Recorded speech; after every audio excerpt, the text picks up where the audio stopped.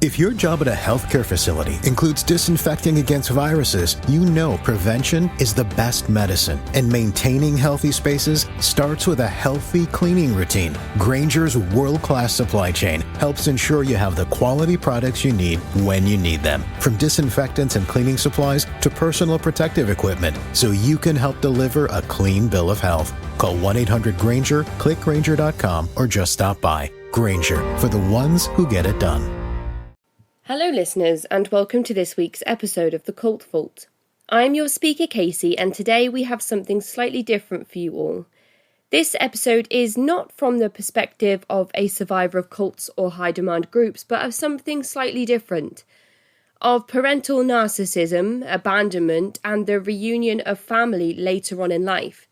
The basis of this episode is also to discuss leadership in high demand groups, and to question how much we know about leadership, and if past life decisions are important, or if current lifestyles should play a part in the power leadership holds, and also some pro bono services that are available courtesy of today's guests, which can be accessed by emailing me or getting in touch via social media at Cult Vault Pod. There is more about these services in the episode. Before we start, there is some usual business. crimecon.co.uk now has different categories of tickets available. There are VIP packages, guest tickets, taster tickets, and now blue light holder tickets, student and carers tickets. These are all available for the weekend of the 11th and 12th of June, and they are all available with instalment plans. And of course, you can get 10% off if you use the code CULT at the checkout. There will be police investigators, private investigators, around 30 popular podcasts, journalists, authors, CSI workshops, sniffer dogs, and so much more. The Ally Awards are still open and they close at the end of this month of March. There is a glass award up for grabs for the winner and a $50 Amazon voucher up for grabs in a giveaway for every person who enters. This month's monthly memoir giveaway features the book Cult Child by author Venny Kocius, the author I interviewed for episode 78 of the podcast. To be in with a chance of winning a physical copy of Venny's book, simply follow, like, and comment on my Twitter or Instagram posts across March at Cult Vault Pod to be in with a chance of winning. But there is some exciting news. If you have caught this episode early enough, Venny has made her ebook available and completely free for all Cult Vault listeners until March the 8th, 2022. Simply visit Cult Child by Venny Kocius on Amazon to download your very own copy today, and I will add a link in the episode description so you can find it nice and quickly. Now let's get on with the show. Here is Lauren to talk us through an incredibly wild but important story. So hello, Lauren, and thank you so much for joining me today. We are going to be continuing our coverage on Jehovah's Witnesses with a very different take on the subject that might give us all a bit of whiplash given the twists and turns of the story. But would you like to start by introducing yourself to the listeners? Hi, I'm Lauren. And we are going to be discussing your father, who is a practicing Jehovah's Witness. Yes, he's a practicing Jehovah's Witness and an elder. This story is a lot for us to dig into and get all of the details across. So let's start a little bit with you. What do you do? Where are you based? And is your father somebody who's always been a part of your life? We're out of California in the United States, and let's see, what do we do? Well, that'll probably come up a little bit later, but we have a couple businesses, and my husband's an engineer, so mostly have to do with that. But the other part will come up, I guess, later. But yeah, we're in California. I think we were discussing it earlier, kind of a different part of California than everybody. We're up in the mountains, but California all the same. And is it you and your husband? Oh, yes. Yeah, sorry. He's actually here. Oh. Yeah, he doesn't count. I'm off to the side. Yeah. Yes, that's my husband, Mike. Hi, Mike. Glad you're here with us today. Right. So everybody's here and we can get down to business and into the story. So we may hear a little bit of hustle and bustle in the background, but that's because Lauren and Mike have a puppy. So he's kicking around, but that's okay. I always love just seeing people's lives happen around them. So hopefully going to give an extra element to the episode. Yeah, your father, is he an active member of your life, or is he somebody you would class as estranged? Oh, definitely estranged. Yes. Yes, he is. I actually didn't come into the situation until a couple of years ago. The story is very weird, very bizarre, and it seems like a Hollywood fiction, but unfortunately this is where we're at with it. But I had a daughter that did the DNA test, otherwise this probably would have never come up, and that's how all the siblings found me. Wow. Oh my goodness. So your daughter took a DNA test. Did what, just for curiosity reasons, or was she eager to find out who her grandfather was? No, I don't. No. It wasn't for I think she just wanted to know her DNA and what lineage she was from and all that. I think that's where she was going from it. But she put her stuff public. When you put your stuff public, people with the same DNA can start finding you. So yeah, that's it. I've always known about him. I knew his name. I knew everything, about that. My mom never lied to me about any of this stuff. So I've always known him. I was adopted, and the woman who adopted was a nightmare, but the man was a wonderful person. And it always seemed to me, if I looked these people up, that it was a dishonor to my father, who was a really good man. Right. So you come from an adopted at birth? Well, no. That would be a whole other wild episode on its own. There's nothing good about this. I was adopted. Well, my mom had me. She tried to do things. She was kicked out of the family, and I was removed from her. And she was young. Yeah, she was very young. She was 16 when she had me. And so she was very young, and she was, she was bullied. There's no other term about it. Like she made a decision to have me, and was basically kicked out of the family. And then they somebody got custody, another person got custody, and they would move me around to different places. And I finally ended up with her mother, who is, we finally referred her as the crypt keeper, but she was married to a very wonderful man who did adopt me. And he showed me a different life than maybe the others could, or it could have been. He was a very good man. Thank goodness for those people, because I feel like they save lives sometimes. Yeah. We just lost him a few years ago, but he is definitely a character, and he would always forget I was adopted. He would totally forget it sometimes. So he was a character. I feel like that's fantastic though, isn't it?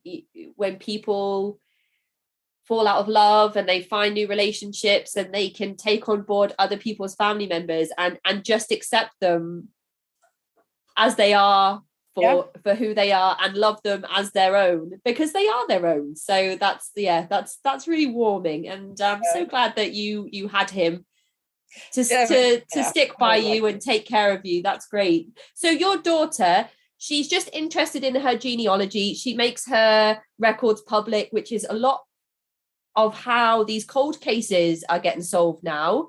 We just actually used it just to solve a case not too long ago.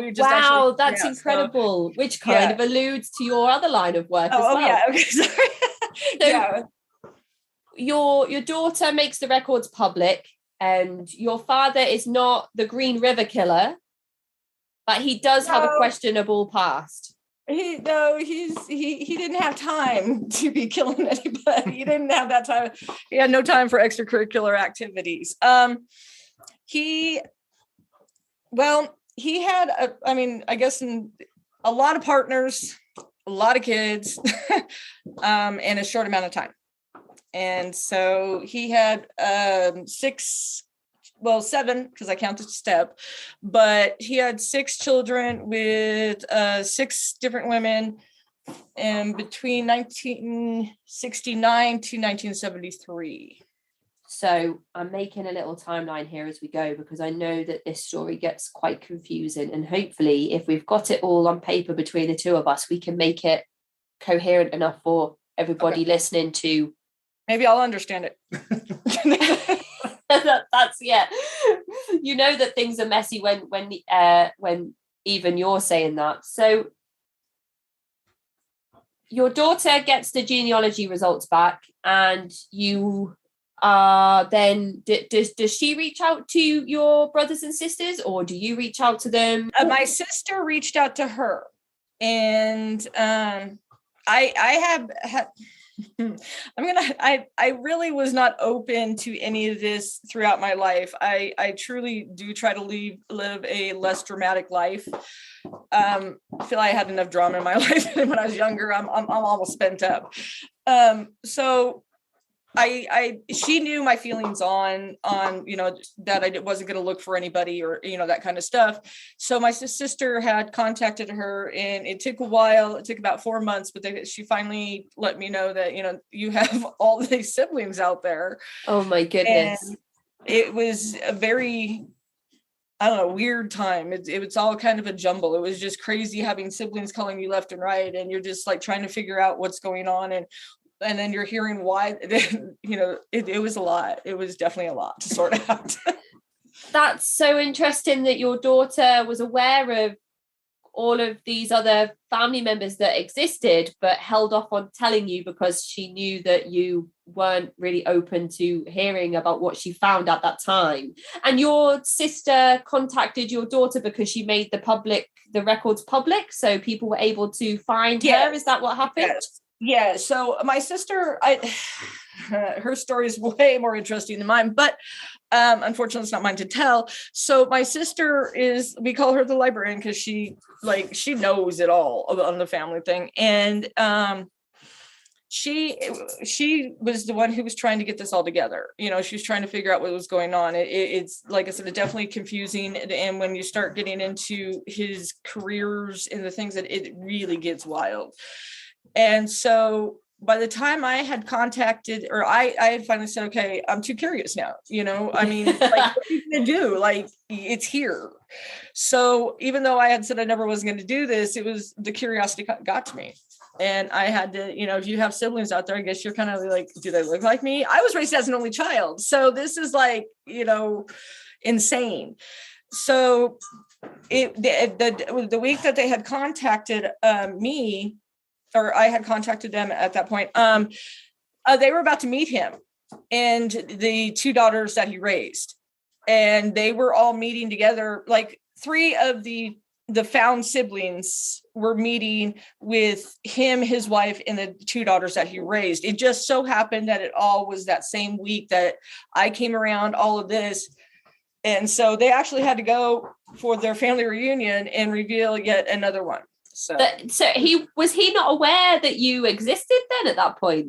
That is, that's where we lie into personality problems. Right. Okay. So whether he might have said one thing and meant something else, or knew something else, perhaps. He said you must be Patricia's daughter. He said you must be Patricia's daughter. Right. Okay. Wow. Okay. And later on, when I talked to him, he's claiming he never knew. So right. Oh, okay. So I'm just going to keep relaying everything quickly before we move on, so that we don't get lost. So your daughter puts the genealogy tests public. I know that when you use services like Ancestry.com or 23andMe or something. Yeah, that's it. 23andMe. Yes. If you're already using that to track your own family history, if something gets added to that, you will get a notification or an email or something that there's been so there's been an update on the system. Your sister's checked that out. She's reached out to your daughter. Your daughter's finally told you. You've said no, but then little bits of information make their way back to you, and eventually your interest is piqued enough for you to say, right, I'm ready to know more. And it so happens at that time, everybody's meeting like down the road from you. Yeah. So we were actually, my husband had taken me away for my birthday, and we were actually on the Queen Mary. So, and I'm getting these phone calls on the Queen Mary. I think we were at dinner or something, weren't we? Yeah, we were at dinner, and I'm getting these phone calls from these siblings, who are now starting to find out about me at this, while they're all in at this reunion, they find out about me.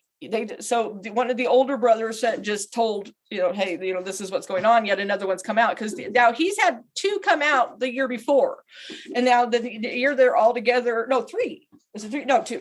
2 come out the year before. They're all getting ready to go together, and here comes the next one. And so I think I've put a damper on their family reunion a couple times. But did you just gloss over the fact that this was your wedding day? No. Wait. It was my birthday. Your birthday. Sorry, I thought you said wedding day. I was about to be like, hang on a minute. No. It was, maybe I did. Nerves, I guess. No, my husband usually takes me somewhere on my birthday. He's very good at it. So he took me somewhere to my birthday, and we went and it was crazy. It was a blur. And then we did meet one of the daughters. He sent a daughter to vet me. She says she didn't vet me, but I was vetted. I was totally vetted. So she actually came to the Queen Mary and vetted me that night. Oh my goodness. So it went from 0 to 100 pretty quickly. It went from 0 to astronomical levels. Oh my goodness. And what is that like to have somebody you never knew existed, but is your sister, walk into the room and sit down with you? It wasn't weird. I don't know how to explain it. When we finally did meet, with that sister, it was definitely weird, because I was definitely invented, and there might have been some beer involved. So how I truly felt, I'm not really sure. I don't. So that might have been the feelings might have been a little squashed at that point. It wasn't a bad meeting, but you were certainly being interviewed. Yeah, I was definitely being interviewed. Right. So even Mike kind of got that feeling sitting at the table with both of you.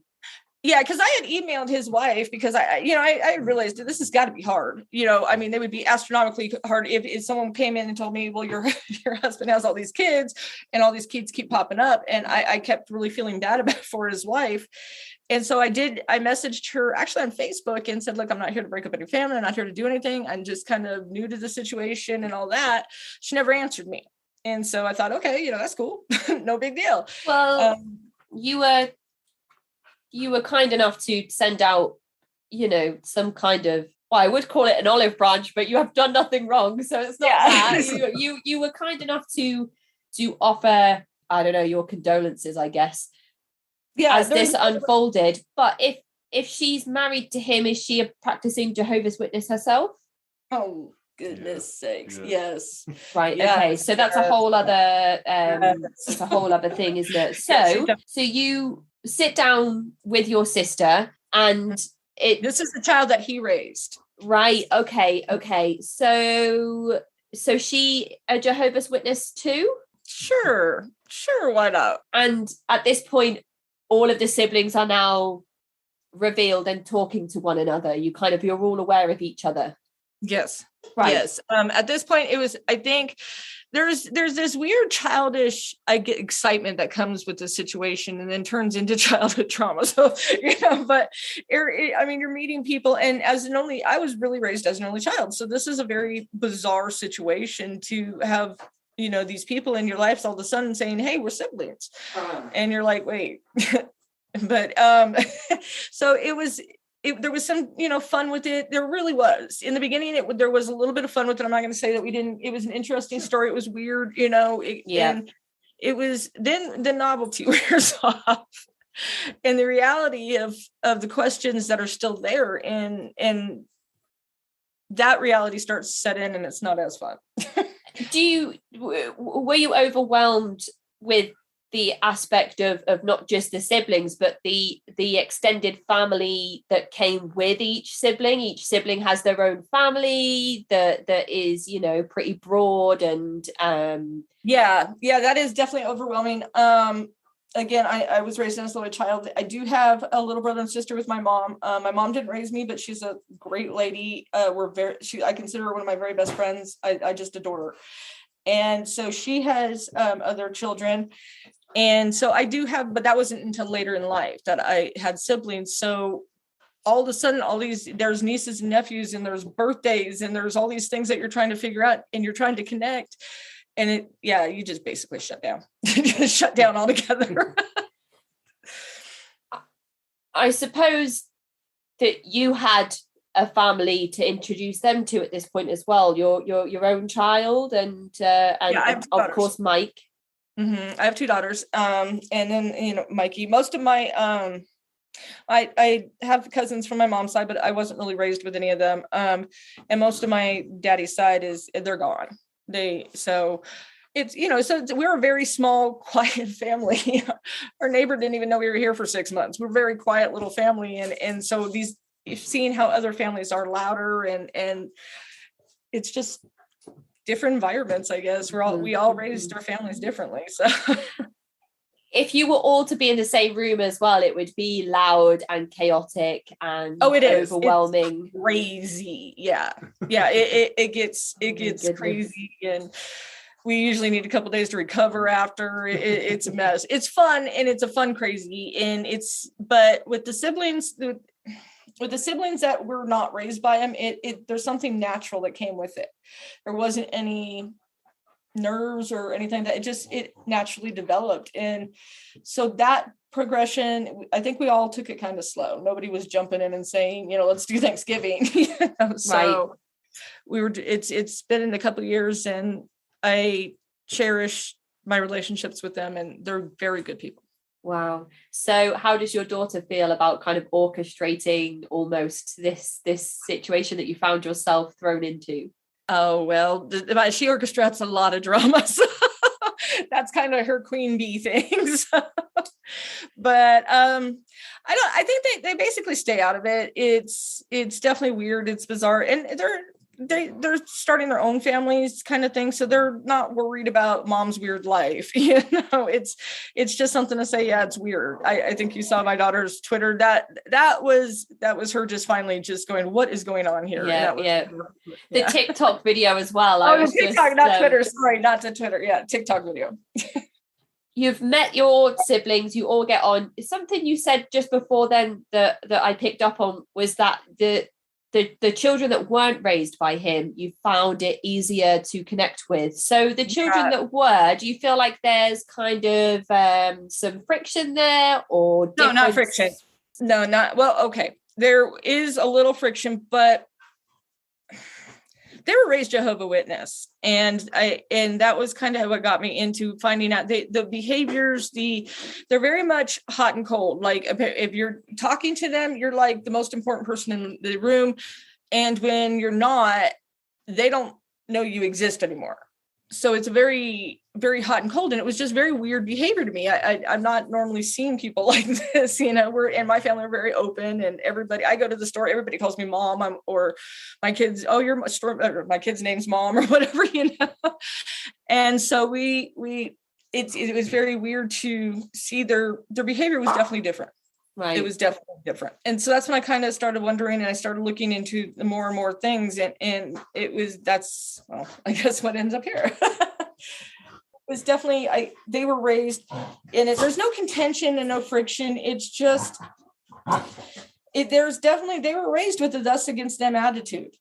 And they hold on to that as strong as they can. And they're victims of this. They're not, when they're acting out, and the one in particular has not dealt with having the girls come in well. When they're acting out, it's because they're victims too, and they don't know how to handle it.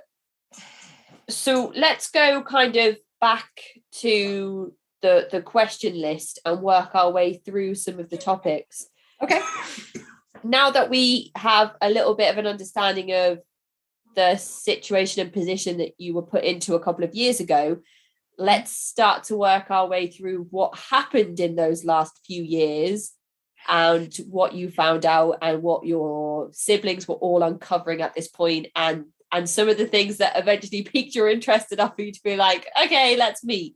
So for anybody that hasn't listened to other episodes of the show or who isn't familiar with the religion, the Jehovah's Witnesses, can you tell the listeners briefly what an elder is in the Jehovah's Witness Church? I guess it would be like the pastor or the deacon, I suppose. It is somebody who has the authority of the church, of that, or not the church, that kingdom hall. It's usually one of several men. I think it can go up to like 12 or something. I really don't. In my research, I should have probably done a little bit better. But he is, he is one of those. So I'm assuming like a minister. And how long has your father held this position for within the Jehovah's Witnesses? Well, he's only held the elder position for a couple of years because he held a gun and a badge. Right. So for anybody that's not aware, are you kind of talking church and state separation and how you're not able to have a position in the church like? There literally is nothing in his career that he did that was in the church's liking. And so, yeah, they're not supposed to hold a political position. At one time he was a sheriff. They're not supposed to hold a gun. It's definitely not politics, definitely nothing that could harm or kill anybody. That's all a big no.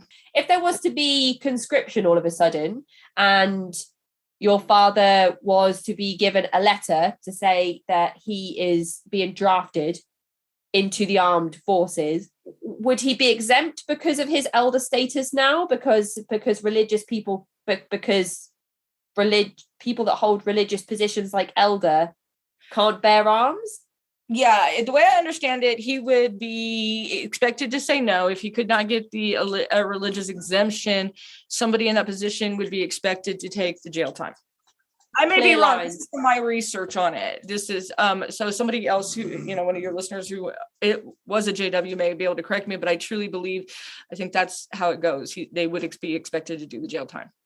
So there's very clear lines between somebody in your father's position in the church absolutely cannot take up arms and potentially harm another person in the way that the armed forces going into war would expect you to harm another person. Yes. At the time you met your father, I actually have never met him.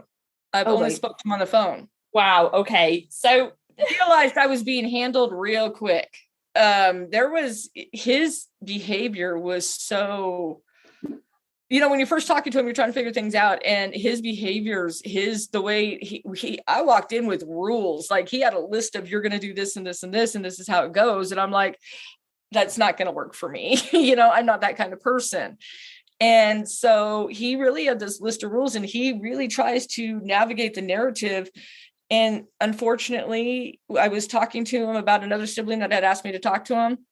And he said something really stupid. I had just lost a cousin. I was a little upset about it. And I said, well, I didn't call yesterday because of, my cousin died. And he said, yeah, somebody else in the family uses death. And well, it didn't go well after that.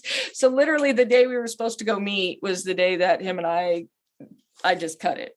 Right. It's hard to deal with a guy like this. It seems that he is not in a rush to fix or rectify the situation. He has no intention of rectifying or fixing the situation. He told me he won't talk about a past, which is ironic since he's an elder, and he literally judges people's the past things that they've done, and yet he refuses to talk about his past. And before he had the position of elder, he was a sheriff. So he has held other higher positions in other lines of work. Okay, so what he's telling me this, and he's not embarrassed about this. I need to point that out. Like, he's not feeling bad about this. So if he got into their good graces by saying he regrets what he did, they have scrapbooks of his stuff, because I truly thought he was lying. I really did. It was so fantastic of a story that I'm like, this can't possibly be your life. You couldn't have possibly held all these positions, and they have proof. The Jehovah's Witnesses have proof. No, his family has proof that he held all these positions and did this. So I literally was arguing with the people going, this guy's lying. There's no way he could be doing all of this. I mean, he did a stint with the Secret Service for I think Bush administration, all these things while being a Jehovah Witness. And I thought it was a lie. I really did. I thought it was like, a guy like trying to make his life sound great. And then it turned out to be true. And then when you start to look at it, and he's very proud of this, and he's holding a position telling people how to live their lives. And he has done everything that he's not supposed to. He's only held the position of elder for a few years. Yeah, since he turned in his badge and gun. Right. So when you were having your birthday meal with Mike, and your sister arrived, was your father an elder at this particular moment in time? Oh, absolutely. That was the first thing he told me. Did he put down his badge and gun to take the position of elder, or the other way round? That would be speculation on my point, but in my opinion, absolutely. Okay. I think he did. I heard he took an early retirement so that he could be more into the church. And that again is a third party. So I do not have proof on that. Okay. And are you aware of how many other elders there are at his particular kingdom hall? I think I explained to you earlier in the pre thing that when this started out and I started researching him, it was about him. And then it became later on not about him. And so by the time I was researching the Jehovah Witness for other concerns that I had, him in particular, he's just one little man, kind of thing. And so I did not look. I made a slight look to see how many churches there were in his area, and he's in a big area, so there are a lot. Right. And men, I mean, it's only men who are allowed the position, but men aren't just handed the title of elder. It is earned through commitment and contribution to the organization. So your father must have been a committed and practicing Jehovah's Witness when he was approached and asked to take the position of elder, for which we think he then took an early retirement to fulfill that elder position. So do you have any idea how long he was a Jehovah's Witness for before he was asked to take the elder position? I don't know if he ever held an elder position in any place. He moved around a lot, and that's a little hinky too, is he moved around a lot. And that's where I feel bad for the siblings that he did raise, because these girls didn't have a shot. I mean, they moved around so much. It's questionable how much they moved around. So I don't really know what he did in other kingdom halls maybe they weren't before they were connected to the internet. Maybe he was able to do certain things. I don't really know. I know that his work took him away often. And so he would be gone at 6 months or so at a time. And I know that his wife, she continued her pioneering and that stuff and raising the kids, and he was off. So I honestly don't know if he held any position, but I do know that he's had this one for a few years at least.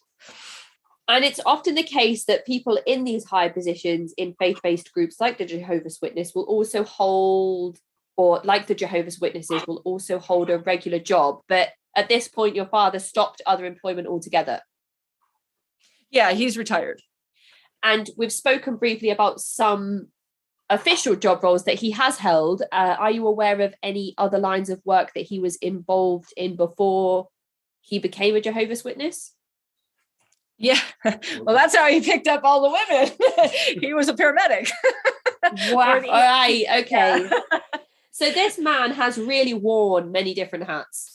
Oh, absolutely. That's why when I was listening to it and all of it was coming in at you at once, it was, I was like, this can't be true. Nobody does all this. Nobody, and you're just like, none of it made sense. And then you find out it's true. And that's where life gets weird. So your father, who your daughter so lovingly named Roger Dodger, yeah. Roger Dodger has been a paramedic, a sheriff, a DEA agent. He's worked for the Secret Service, and now he's a Jehovah's Witness elder. Yes. Which is why I wanted to make sure we kept going over the details for anyone listening, because there's that's pretty much clear. I'm sure I'm missing a couple things. I'm sure my sister's gonna when she hears this, she'll be like, that's not what you missed this. So I'm sure I'm gonna hear it. But yeah, that's pretty much the gist. It kind of portrays he was also in the Army, and that's actually when he met. Was the Army? The Army, I think. Security guard at her college. Well, he was a security guard at a college. But when she met him, he was in the Army, and then he was discharged. Yeah. Honorably discharged or dishonorably discharged? Not dishonorably, just he had a condition, he couldn't be in there. It's nothing. It's just something at that time they didn't allow. Right. Okay. So medical discharge from the Army. Yeah. So there's not particularly anything that's sticking out about that part of his life that is Oh, he was married to 2 women at the same time during that part of his life. So and that is where we are going next.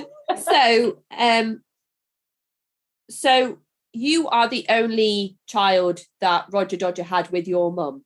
Yes. But as we have mentioned, there are many other brothers and sisters that Roger Dodger had with many other women. Yes.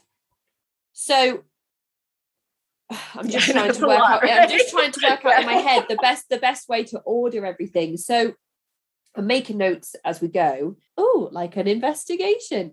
So it gets a string. Yeah, that's what I need, the red string and the pins. Yeah. So the timeline that your daughter spoke about on her TikTok video says that in 1968, Roger Dodger married his first wife. Yes, I believe that is true. Yes. That we know of. I might have that day. I don't know exactly the day they got married, but yeah, brother one is, that's brother one's mom. Yes. Right. So he marries his first wife in 1968 and has his first child, brother one. Mm-hmm.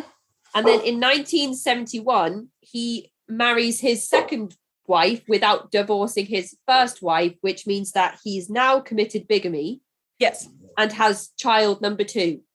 Well, no, that one actually didn't end. It actually ended up really quickly. Brother number 2's mom found out and was a wonderful lady. She was not going to be part of it. She left, but he did know that she was pregnant.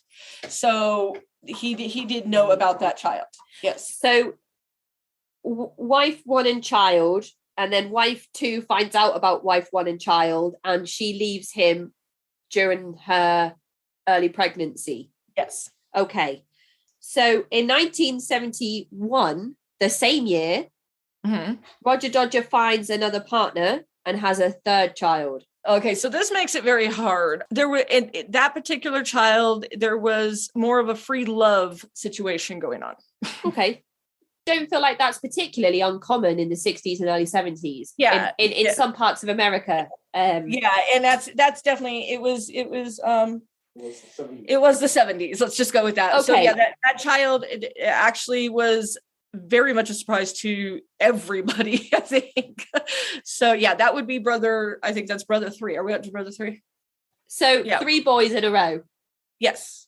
Okay. And brother 3, has he done a genealogy test? Yeah, brother 3 actually did. Yes, that they actually, him and sister 2. He and sister 2 were connecting during this thing and trying to figure out who was really the biological father, because they were some confusion of whether it was one of Dodger's brothers or whether it was Dodger, because there was some moral issues with the other brother as well. So okay. So we've got 3 women and 3 children. About 1972 is when he meets sister 1 and my mom.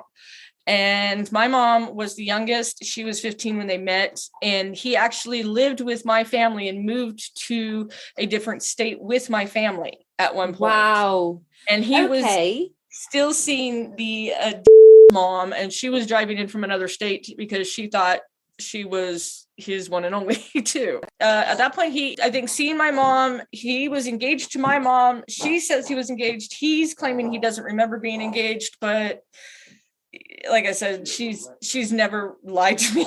So.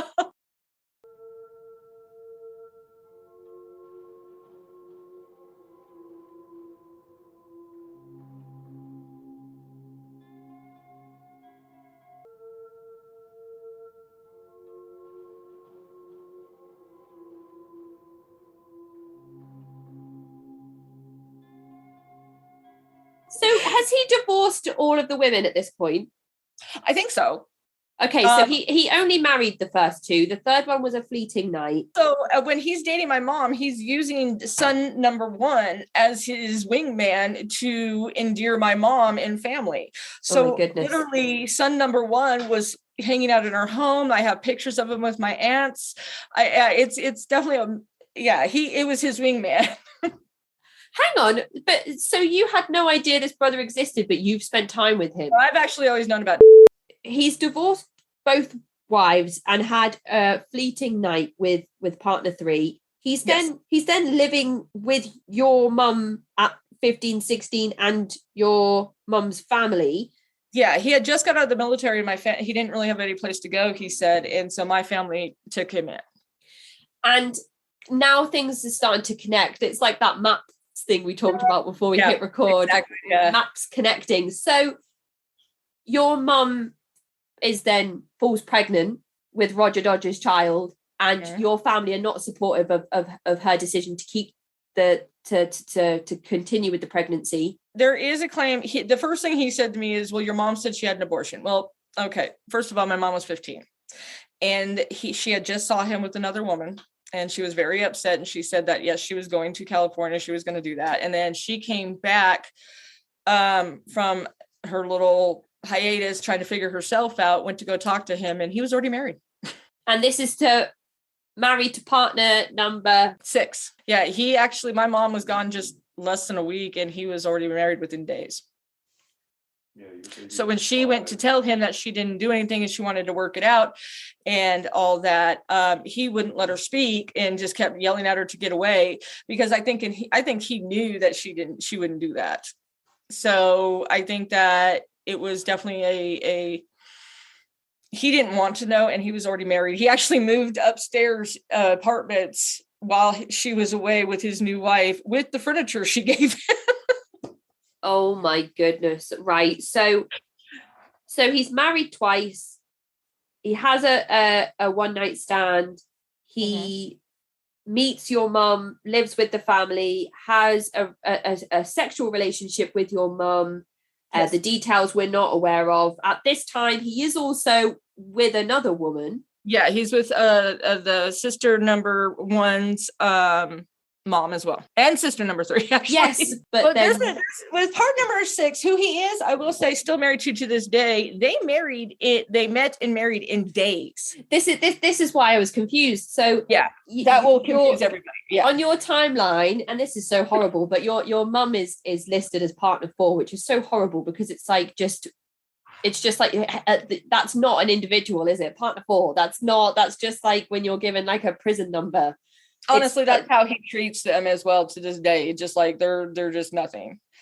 She's with him, and she has you, and your on this list that I've got, your child 5. Partner 6 already had a child, so she already had a daughter with somebody else from a previous relationship, and so that particular sister is it would be, I guess, a stepsister. Yeah, stepsister. But in my family, we don't do that. So she's just sister. So, but he raised her from a small child. And she's the only. There's another one. Yes, that's the one that vetted me, is the one that they raised together. So there is child. There's 6 and 7. 8 okay. We're waiting for. We know the 8's out there. We just haven't got them yet. So, right, let's summarize this and then move on. So we've got wife 1 and child, wife 2 / bigamy and child 2. We've got partner 3 and child 3. We've got partner 4 and child 4. And then we've got partner 5 and child 5, partner 6 and child 6 / 7. Yeah, that sounds about right? Yep.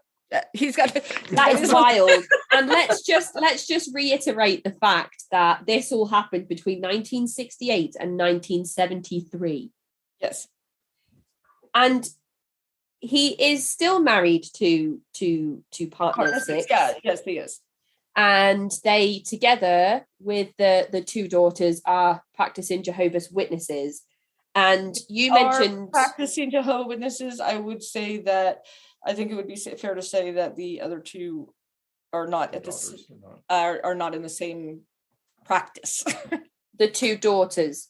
They're supposed to be, I think. I'm not really sure. And that brings to modern day hypocrisy that I'm sure we'll go over, but that's yes. Right. So the wife, partner 6, she, as you mentioned, she's continuing with her pioneering and commitment to church related activities and events. So that is, I think, what a traditional Jehovah's Witness might look like and how they may present to the wider public. So that's something recognizable. And the two daughters, I'm sure we can kind of chat a little bit about that situation as we go on. But the reason that we have spent so long going over this convoluted and messy situation is because the wider subject that we want to talk about on this episode is how people in positions of power have questionable pasts or presents that should make everybody question their positions. Yes. And your father, or Roger Dodger, or however anybody wants to talk about this particular individual, he is not representing the Jehovah's Witness faith as an individual. He is not, he is not every Jehovah's Witness. He's living two lives.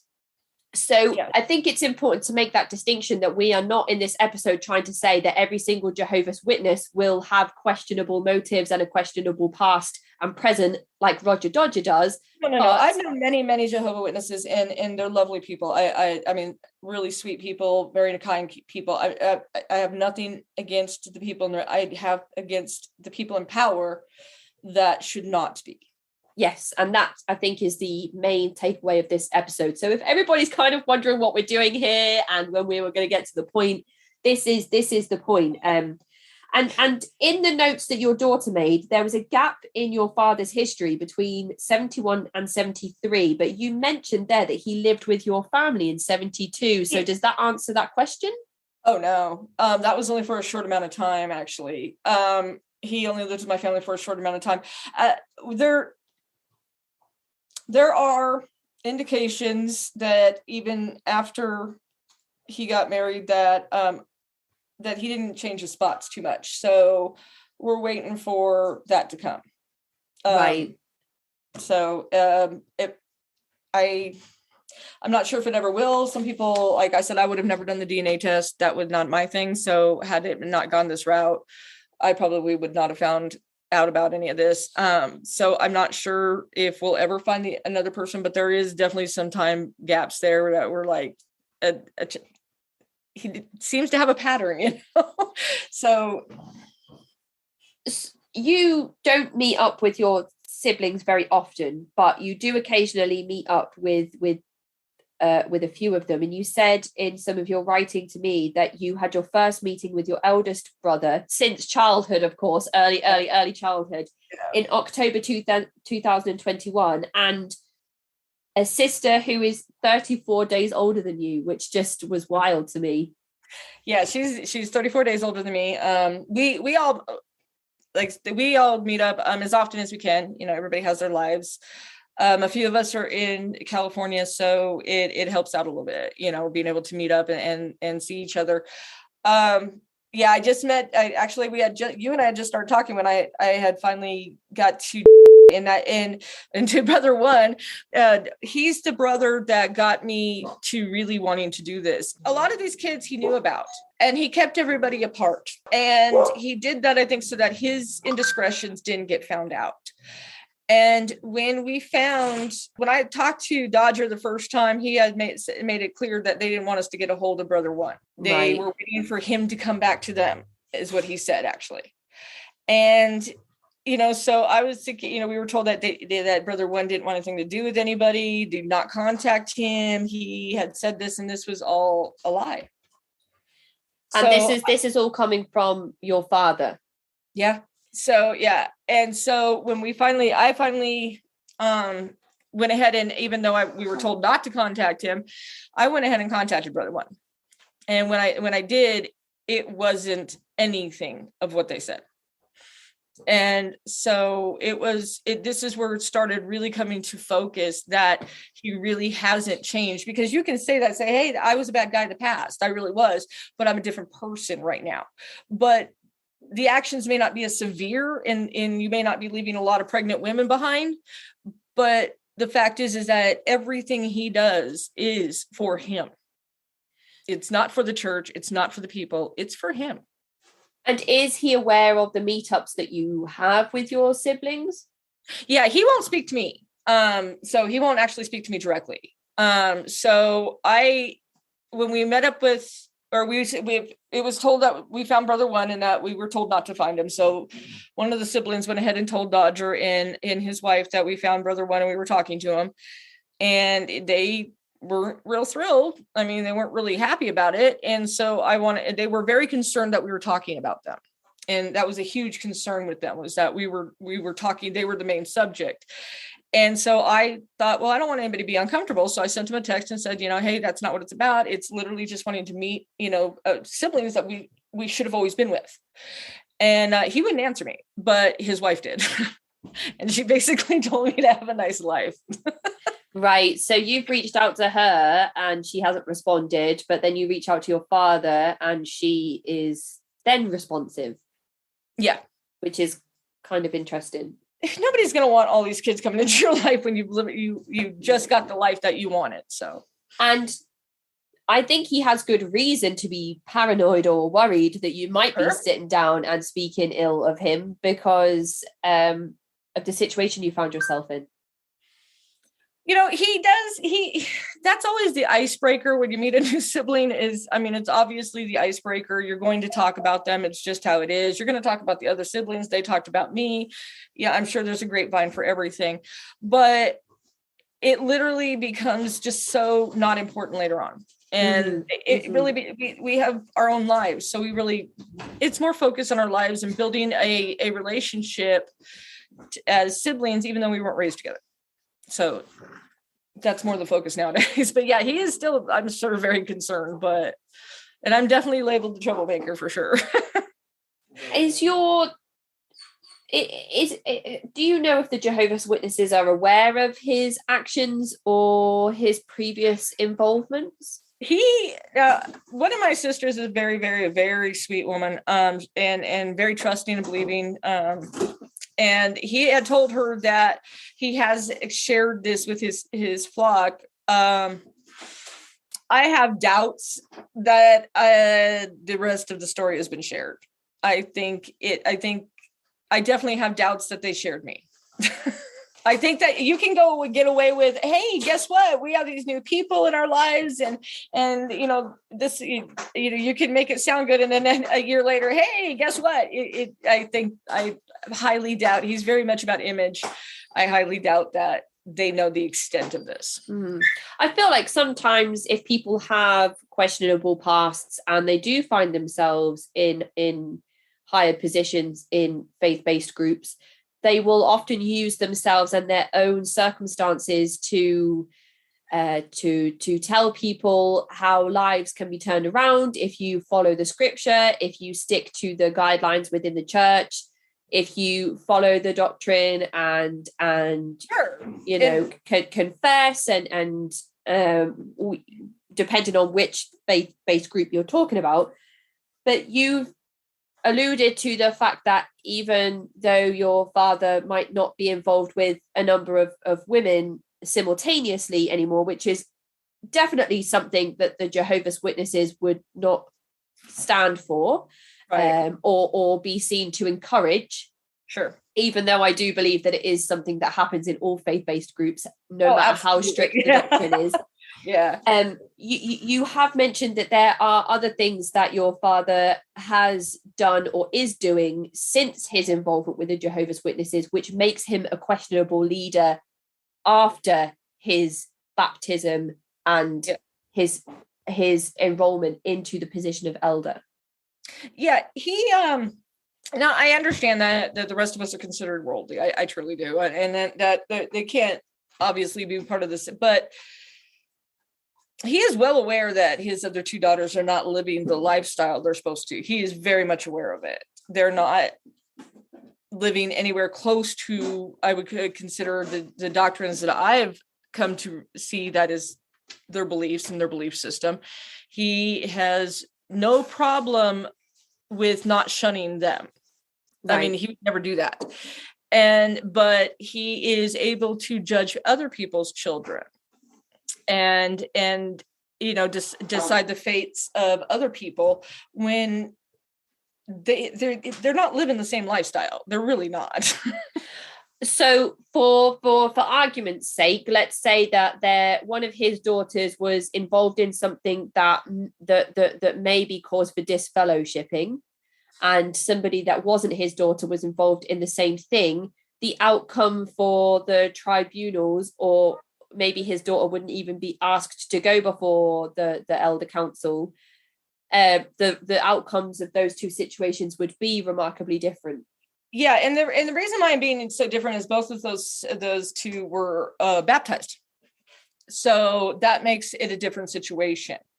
Once somebody's been baptized and not following the same rule, there are, and you can go through their Watchtower teachings, there's just tons of arguments for shunning them and shocking them back into Jehovah, and it's just crazy to me that you can keep destroying families.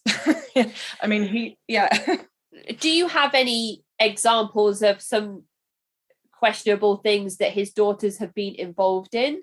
That you don't have to go into specific details, but we've had a few people come on the podcast and talk about situations where they have been disfellowshipped for things that do not seem particularly extreme. Okay, so without going into too many particulars, we'll go with one of them is a professional boxer, and that's probably not a good thing to be when you're a Jehovah's Witness.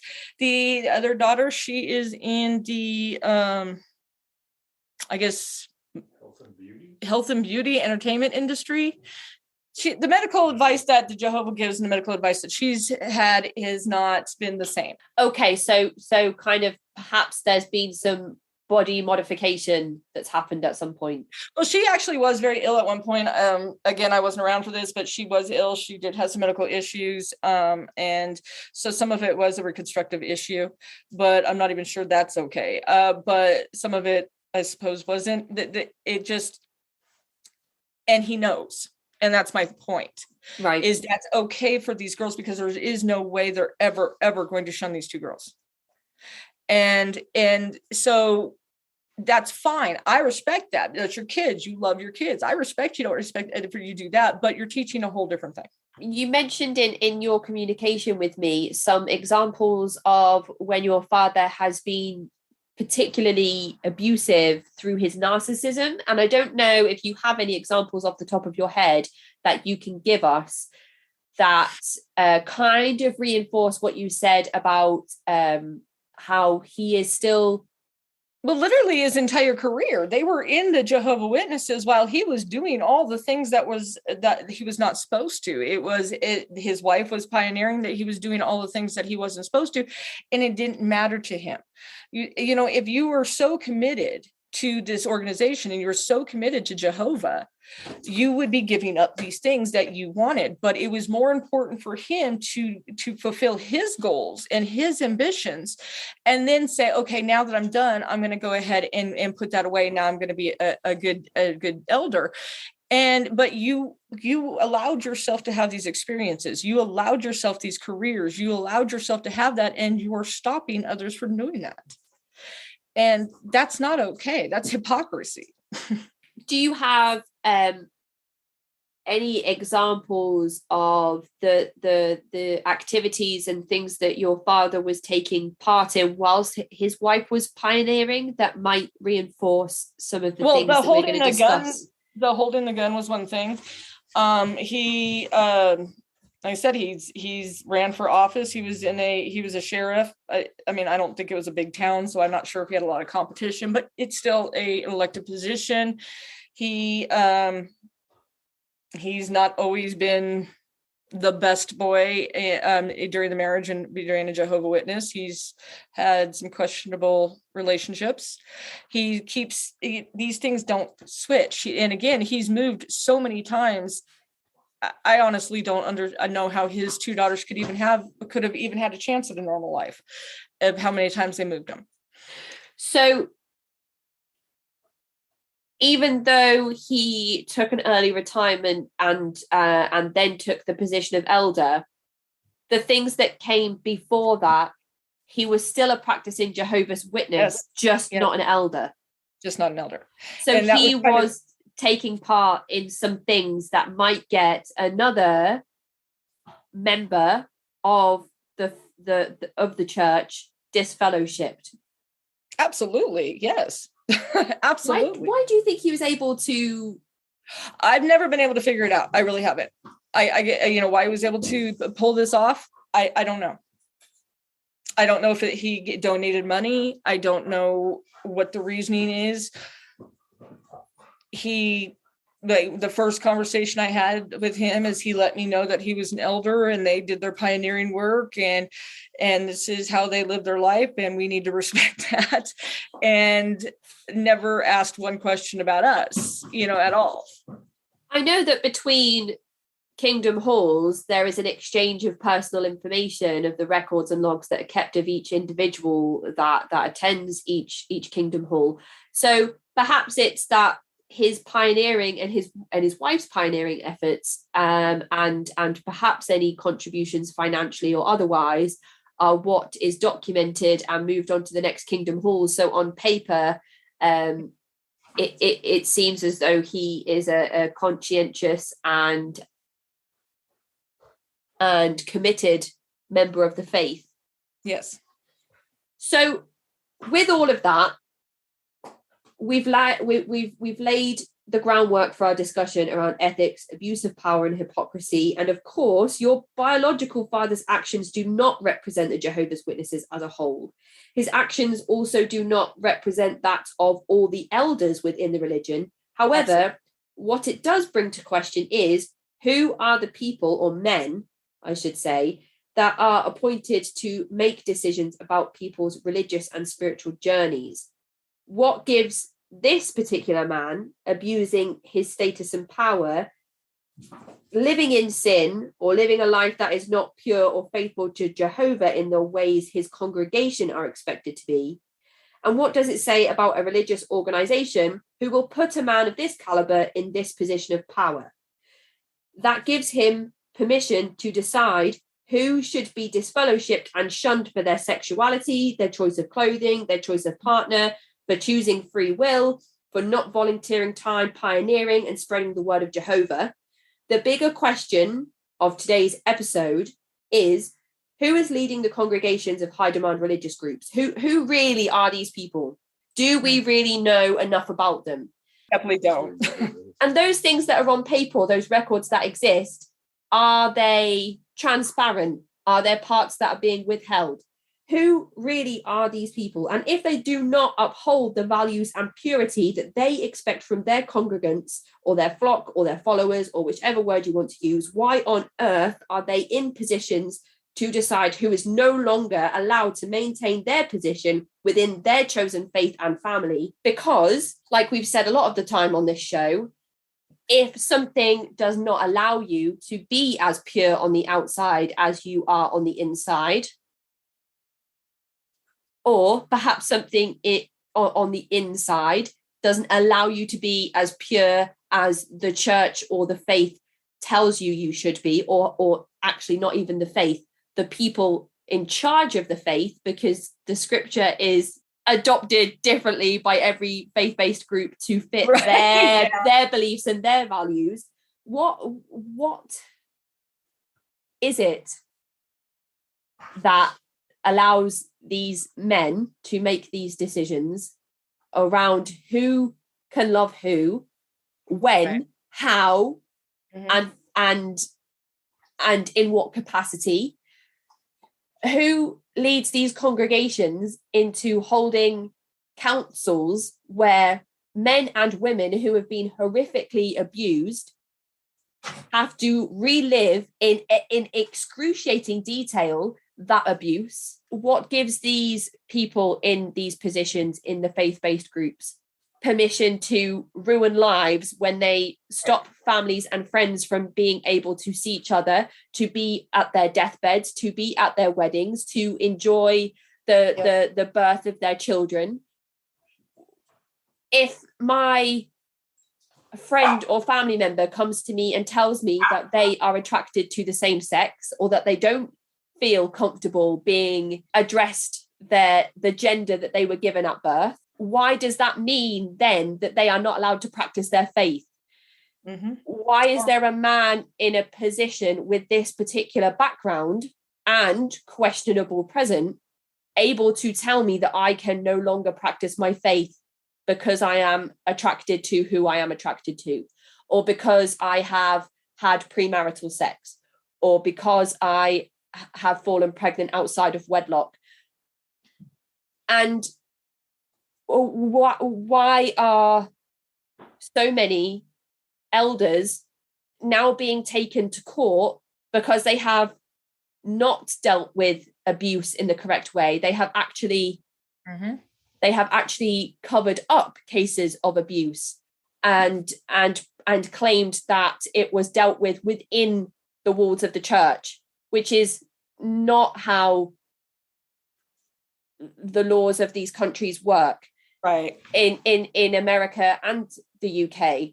So the big question of today's episode is to kind of look at everything I've just said as a whole and try and understand it a bit more, and to also understand that not every Jehovah's Witness or elder is going to be using their positions to exploit, to manipulate, or to kind of live the best life possible for them, which includes individualism and free thinking and sinful living like lust and all of these things that us worldly people might take part in. But it's also to understand that people in these positions exist and are taking part in these things. So with all of that aside and me off my soapbox, let's kind of get into it a little bit and have more of an objective discussion. That was kind of what was interesting to me about all this is like when we spoke with him, now he's an elder already by the time I'm talking to him, he's an elder and doesn't want to talk about his past. Yet you're going to sit on a committee to sit there and listen to somebody's thing, but you're not willing to talk about your past. You want others to talk about theirs or things that they have done. And I found that so just unbelievably weird that so you're telling you want your flock to be completely honest with you, but you're not really willing to be honest about most of the stuff that you're talking about. So he doesn't hold one under scrutiny himself, but he can do that to others. And his daughters or one of his daughters has told you that he does speak about himself as an example in the Kingdom Hall. He told her that she's done. Nobody goes to the Kingdom Hall with him except for him and his wife.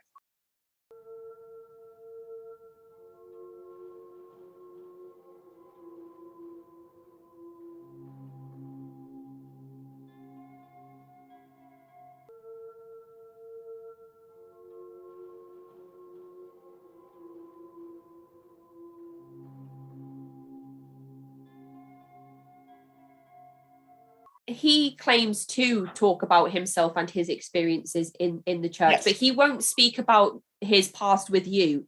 No. Or your other siblings. He was okay with it at first until there was just so many things that weren't, his story wasn't adding up. Like a lot of it wasn't adding up. Like he was claiming he didn't know anything about anybody except for a couple of them. And it just wasn't adding up. And so the more I would question him on these things, the more he started shutting down. And eventually I got a kiss off text saying he just didn't want to deal with me anymore. He wanted to talk about the past. And all I do is berate him. And it really wasn't berating. It was more like, wait, that's not what was said. That's, kind of thing. But one of the things that I did find interesting about this guy, I never talked to him without being on speakerphone with his wife. Not once. So perhaps even if there was the opportunity for him to speak honestly and candidly, he may not want to if his wife is present in the room. Mm-hmm. Right. So I think that my mom's age was a big deal, considering he was 22 at the time and she was 15 when they met. So, considering the Jehovah Witness recent lawsuits and stuff, I'm sure that did make them a little nervous, and they were definitely trying to control the narrative. You mentioned that once this became all about Roger Dodger, you started to kind of take the narrow focus and widen it bit by bit by bit to kind of look at the situation overall and other examples of where this particular type of misleading the people of the church may be happening in other areas. And I feel like that's going to be key to discuss in this episode, so that people don't have the opportunity to say you're just a disgruntled child. It's not a vendetta. Like I said, he started out about him and trying to figure out what the weird behaviors were. They're very, like I said, very hot and cold people. And sometimes people confuse polite with nice and good. And it's not necessarily the same thing. Right. So they're very polite people when you're around them, but they really didn't want anything to do with most of us, to be honest. They would prefer not to. But then I started looking at it, and I started talking to people and started doing more research and talking to other people that had been in this religion that were willing to talk to about me or talk to me about it and what was going on. And the more I started hearing their stories, the more this was just like, wow, he's just one person. There's a huge problem here. There's a huge problem with these people being basically their lives dictated to them.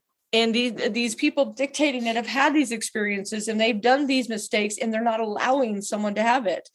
And if one of these young kids in there misses out on education or relationships and all of that because of one of these elders, what a shame. So we need to go over a few things before we can move on to the next part. And that is to make sure that we have explained that if somebody was to go to prison for a crime they committed, and they served their time and they successfully rehabilitate into the community, or maybe there's no need for rehabilitation, but let's say a person successfully rehabilitates and integrates into the community, then really that person's crime should kind of stay as, they've served their time, and that's what the sentence is for. Sure. Punishment for that crime. So the person should not then live the rest of their life being punished further. Absolutely. Because their sentence ended when they were released. So what's important to make sure we explain here is that the actions that your father has shown since becoming a Jehovah's Witness, and then since taking up the position of elder, where he then has the power to disfellowship people, which will result in shunning, where family and friends will or should, under church doctrine, cut all communication with the shunned person, which means that if you were born into this movement, if you're a second or third generation Jehovah's Witness who has grown up around family and friends that are also practicing Jehovah's Witnesses, if you are disfellowshipped from the church and shunned, you will lose communication with everybody that you have ever known in your life. And you are on your own, isolated, alone, and trying to reintegrate or trying to integrate into everyday life that is typical for people outside of the church that you may never have experienced before, having been a member of a high demand religious group. Right. So we are not condemning your father for the actions that he... No, not at all. And everybody's got a past. I've got a past. I've done things that, that I probably shouldn't have. I'm sure that everybody has. It isn't that. It is more although it is not as extreme, he's still living the exact life he wants to live and not worrying about the rules applying to him. And that is the hypocrisy I'm trying to say. It's not his past behavior or how many kids he had. It's the fact that he's still not living the same life. And he's actually on the move again. He literally just sold his house and they're moving again soon. And so I'm not sure if his past is starting to catch up to him or what the deal is, but they're on the move again. So we're not criticizing your father for his past. We have had to discuss it at length to understand the person that he was in the 60s and 70s and how actually that person looks as though he still exists in some capacity even though your father is in this elder role, which comes with huge responsibilities. And Yes.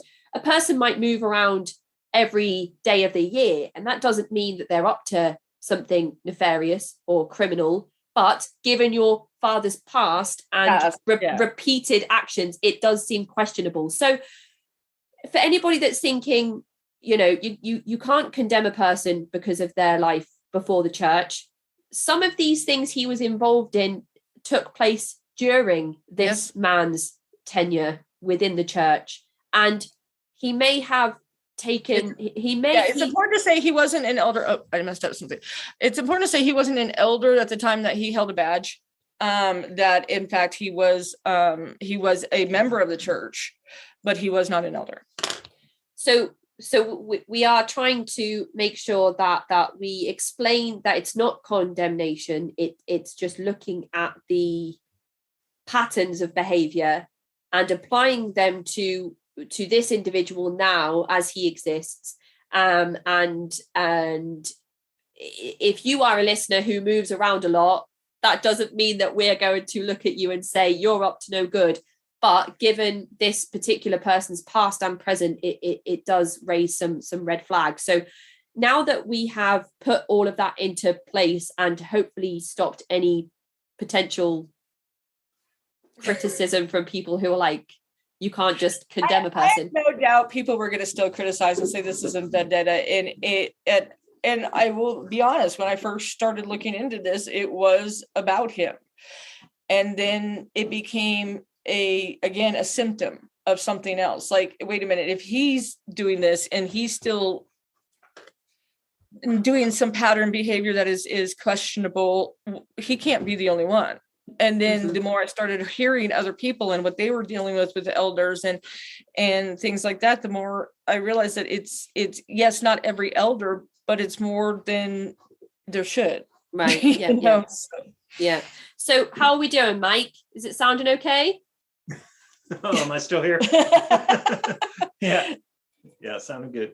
Good. Right. So my next point is if there is anybody listening who is still hesitant on this particular story, especially when you have mentioned things like I started investigating or I started looking into, things a bit outside of the situation, there is more to kind of back up the conversation, because you are actually a licensed private investigator.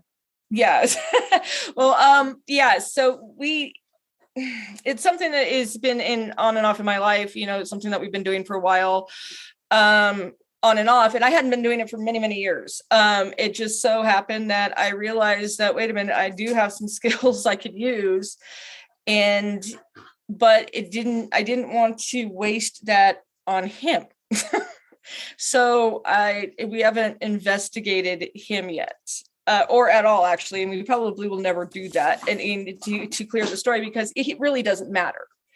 But one of the things that did come out of this is brother number one has been shunned from the family for 22 years, A long time, yeah. About 22 years. And we were definitely told not to contact brother number one. They didn't want us to contact him. We weren't supposed to, he didn't want to have anything to do with us. They didn't have any idea why he was not speaking to them. It was pretty making sure that we knew not to contact him. And then, I did and found out none of that was true. And it was true to it. There were like always a grain of truth to it, but not the entire situation was not what they said. And where you're talking about not being at people's funerals or whatnot, that these people have been separating from their families, so they're not allowed to attend this. That's exactly what happened to him. He was not allowed to attend the grandmother's funeral. They drove right by his house. He didn't even know his grandmother had died. And this is somebody who basically knew Roger all his life, and they didn't even contact him when his grandmother died or his aunts died. None of that. They just didn't. They drove right by his house. And so then I started to realize, so with brother number 1 and 2, he knew about these guys. He knew about them, his life, and he kept them separated. And he had claimed that brother number one said he didn't have any brother number two or something like that. And neither one of them remember that. So he started separating situations and keeping things apart and making sure that his past wasn't brought in. So he's already destroying families, but at least it has some DNA with him. But he kept these boys apart, and they could have really used each other.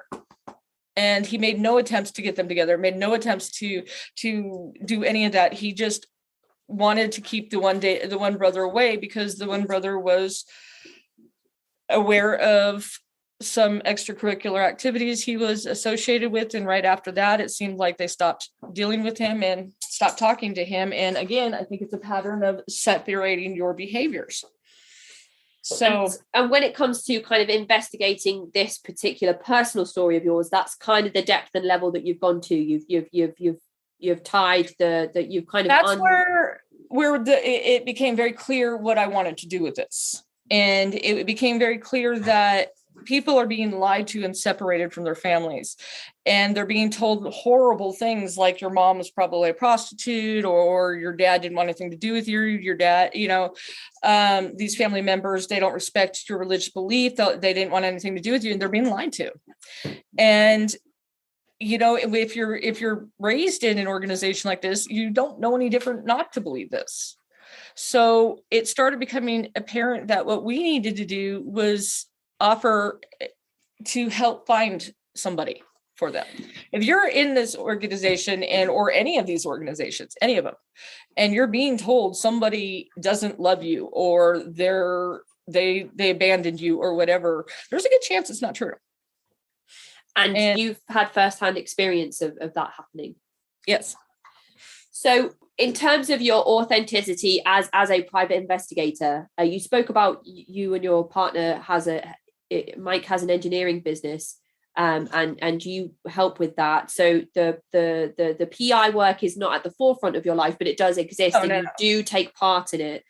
Yes. And you have had successful cases where you have reunited people or found long lost family members and been able to reconnect people. Before we hit the record button, you spoke of working with a close friend. You were able to reunite them with a lost loved one. Yes. And then mentioned that you might not do too many cases with close family and friends, because if you're not able to have that, positive result at the end of it might be too heartbreaking for everybody involved. So it doesn't always go like you see on TV, and that's the tragic other side of it, is that sometimes when you do find these families, maybe they didn't want to be found, and that is another side of it that is really. It's very disheartening to see, and it's really, when it's a family or friend, it's even harder to watch. But luckily, this went very well, and she seems very happy, so that actually went very well. And but also before we hit record, you mentioned that you've been given access to some special databases where you can do some background checks on people. So again, that speaks to your authenticity as a private investigator. Yeah, so we do have some we have some databases that you normally wouldn't be able to have. Things like I like people do the people searches and stuff. Yeah, we do have databases that others would. We are credentialed to have those.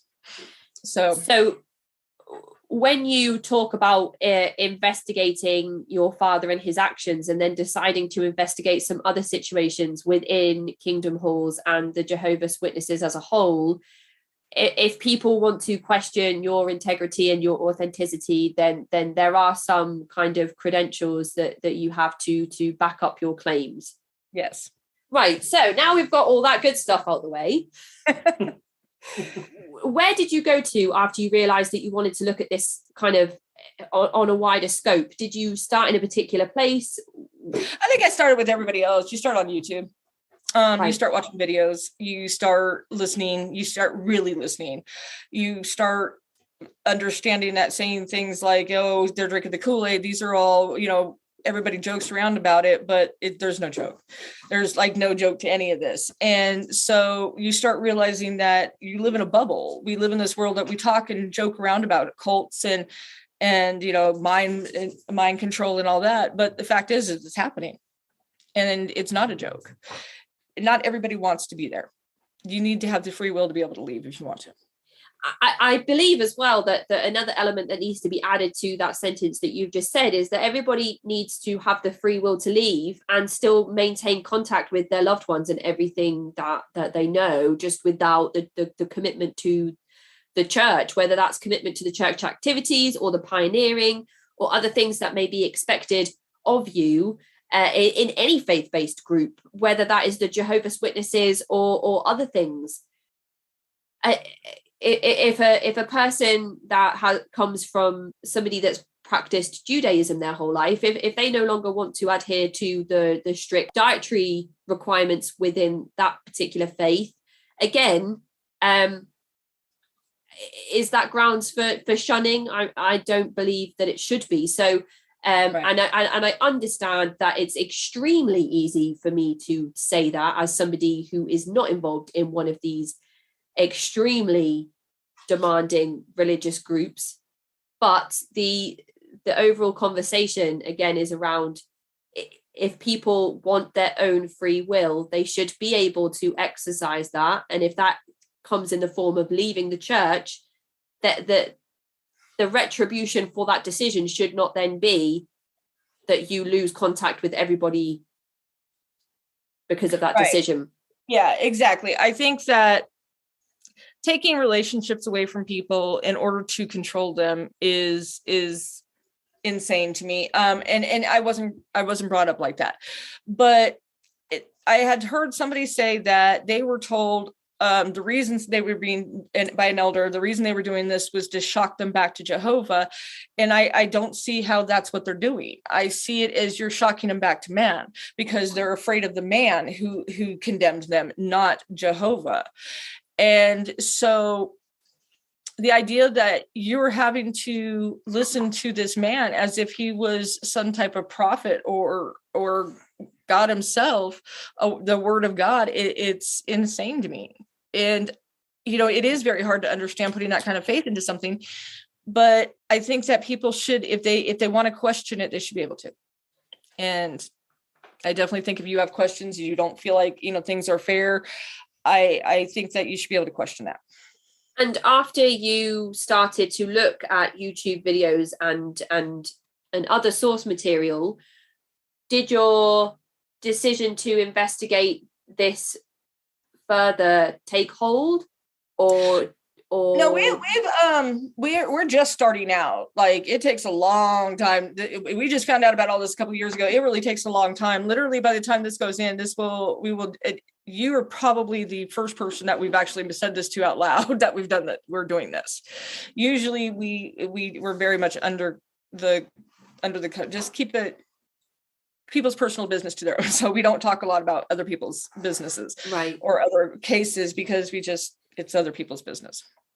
And we're not going to mention the name of the PI company that you run on the show, but if people are interested in reaching out for some help and assistance from you and Mike, which is being offered pro bono, then people can get in touch with me, and I can mediate an interaction between you and any potential victims or survivors that have experienced the shunning and disfellowshipping, or perhaps manipulation and lying around family members, not wanting contact with them, and any of the stuff that we've mentioned on the show before, or maybe a particular person has carried out some particular crimes and is still in a position within the church after yes. horrifically abusing somebody, which I don't know if that's happened. I've just said that out loud off the top of my head,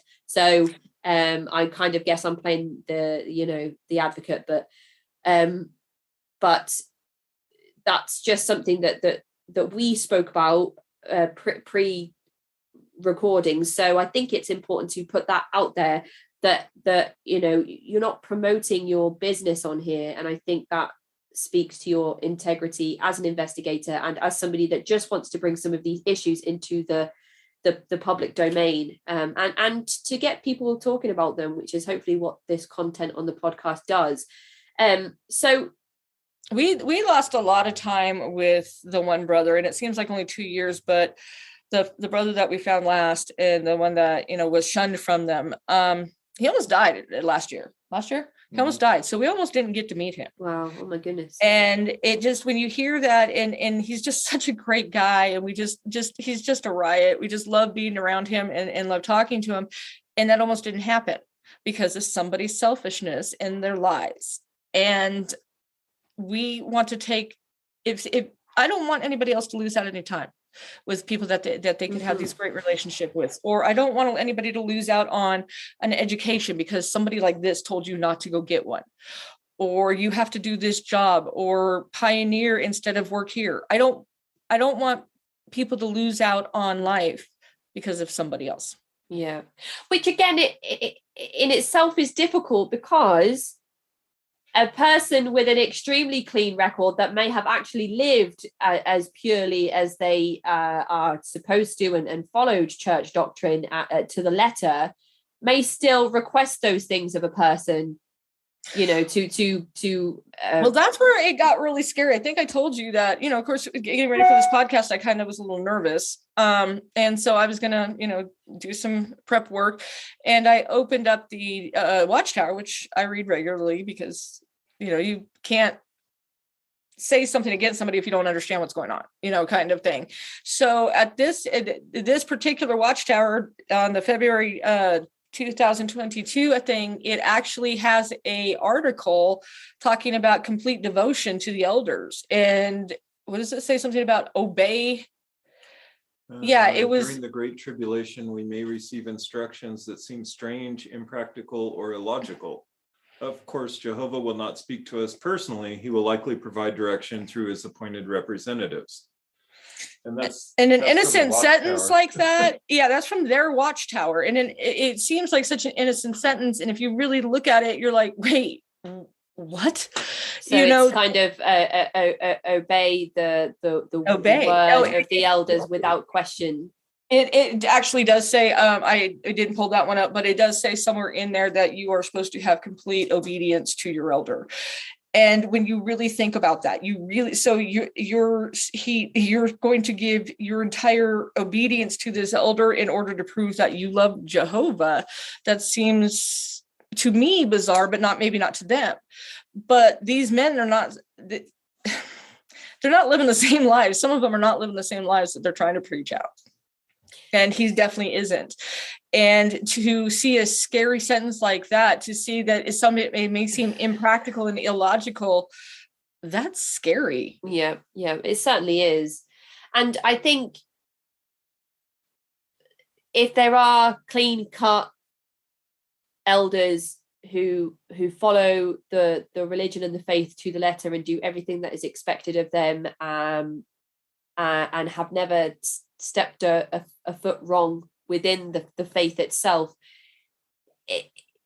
they will still be in the same position to encourage people to live a certain way, to expect certain things of their followers and congregants, and that's where it's difficult, because there's a line to draw between changing the entire faith itself and the problematic regulations and doctrine of what Jeffrey Wallace talks about in his book, A Voice from Inside, Notes on Religious Trauma in a Captive Organization, because he talks a lot about how there has to be either some really deep investigations and people actually looking at the shunning process, and kind of how that needs to change because of the trauma that it inflicts on a person. But he's a physically and mentally out Jehovah's Witness, so even though he has these thoughts, he understands that he needs to remain anonymous and use a pseudonym, because otherwise he will lose his family and friends. So even though he says that we cannot change the faith as a whole, we can talk about what things need to change. But what we're trying to talk about in this particular episode is maybe not how elders tell you should live when they are not doing the same thing, because some of them might be doing the same thing. We are talking about how certain people shouldn't be in certain positions where they may exploit and they may manipulate, and they are being extremely hypocritical, and that's the problem. Right. To question an elder and to question his behaviors, or to question to be concerned that this elder telling you to do something may not be, they actually address it in this thing, that that maybe they have a past or something like that, that you're supposed to just not work, you're blindly supposed to follow him because that's following Jehovah. But I just, he's not living the same life. I know this particular one, we didn't bring it up, but we've known a few other elders that my husband's worked with, and they were living two different types of lives. And it's definitely, it's not something that I think is, I don't think he's a unicorn. I don't think he's so rare that somebody should blindly follow others. I think blindly following a man, you're not following God. You're following the man. The difficulty that comes with pure obedience and blindly following a person's rules and instructions and guidance is that if they follow the Watchtower and the special book that the elders are given to work from, if they follow that manual to the letter, then they are encouraging people to be as close to Jehovah as possible, because they are following church doctrine.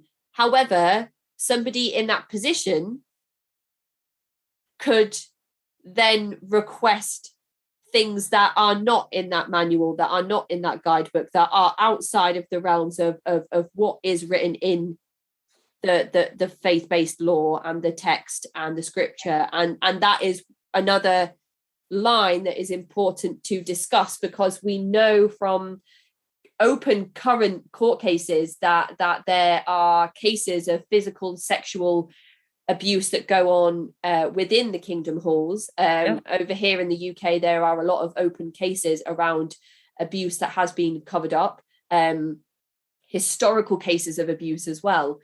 And when we think of youth cases, we also are thinking about kids. And I know that there are many women that are being abused in this organization, particularly because it is kind of a man-dominated religion, and they're being abused. And we don't normally, I don't know if we obviously need to protect the children, but there's women still being abused and raped and made to feel bad about that as well, and made to feel like they were the instigators. And do you feel like all genders are at risk of being abused within faith-based groups and any high demand group? Of course, all of us are at risk of abuse, but in such insular communities where the holy text is used to abuse and exploit, which again comes down to spiritual abuse, which is a whole other thing that so many people experience on a daily basis that nobody even talks about or is even aware of or even realizes is a thing. And then there's religious trauma, and then there's spiritual abuse, and there's all these things that come with using the doctrine to actually manipulate people, which is just like a whole other thing. But despite all of us being at risk of some type of abuse or experiencing on a daily basis some type of abuse, people in high demand situations, I feel, are more vulnerable or prone to this because of the environments that they exist in. Well, yeah, they're separated from everybody. It is definitely a yes or them and us type of thing. They're completely separated, so they don't have that support to fall back on. So like if I question somebody and I'm talking to my husband, he's right there for, but they don't necessarily have that same privilege. Mm-hmm. I think that the word privilege there is important. And, so when we're talking about abuse against women, there's abuse against men. There's physical abuse and men and emotional abuse of all of them. I mean, in particular, a gay man in this organization would be treated so horribly. And my daughter's gay, and the idea of that, a complete a church that I believed in or would treat my child any differently would not make me happy at all. I would definitely be questioning my organization, but they're not allowed that privilege.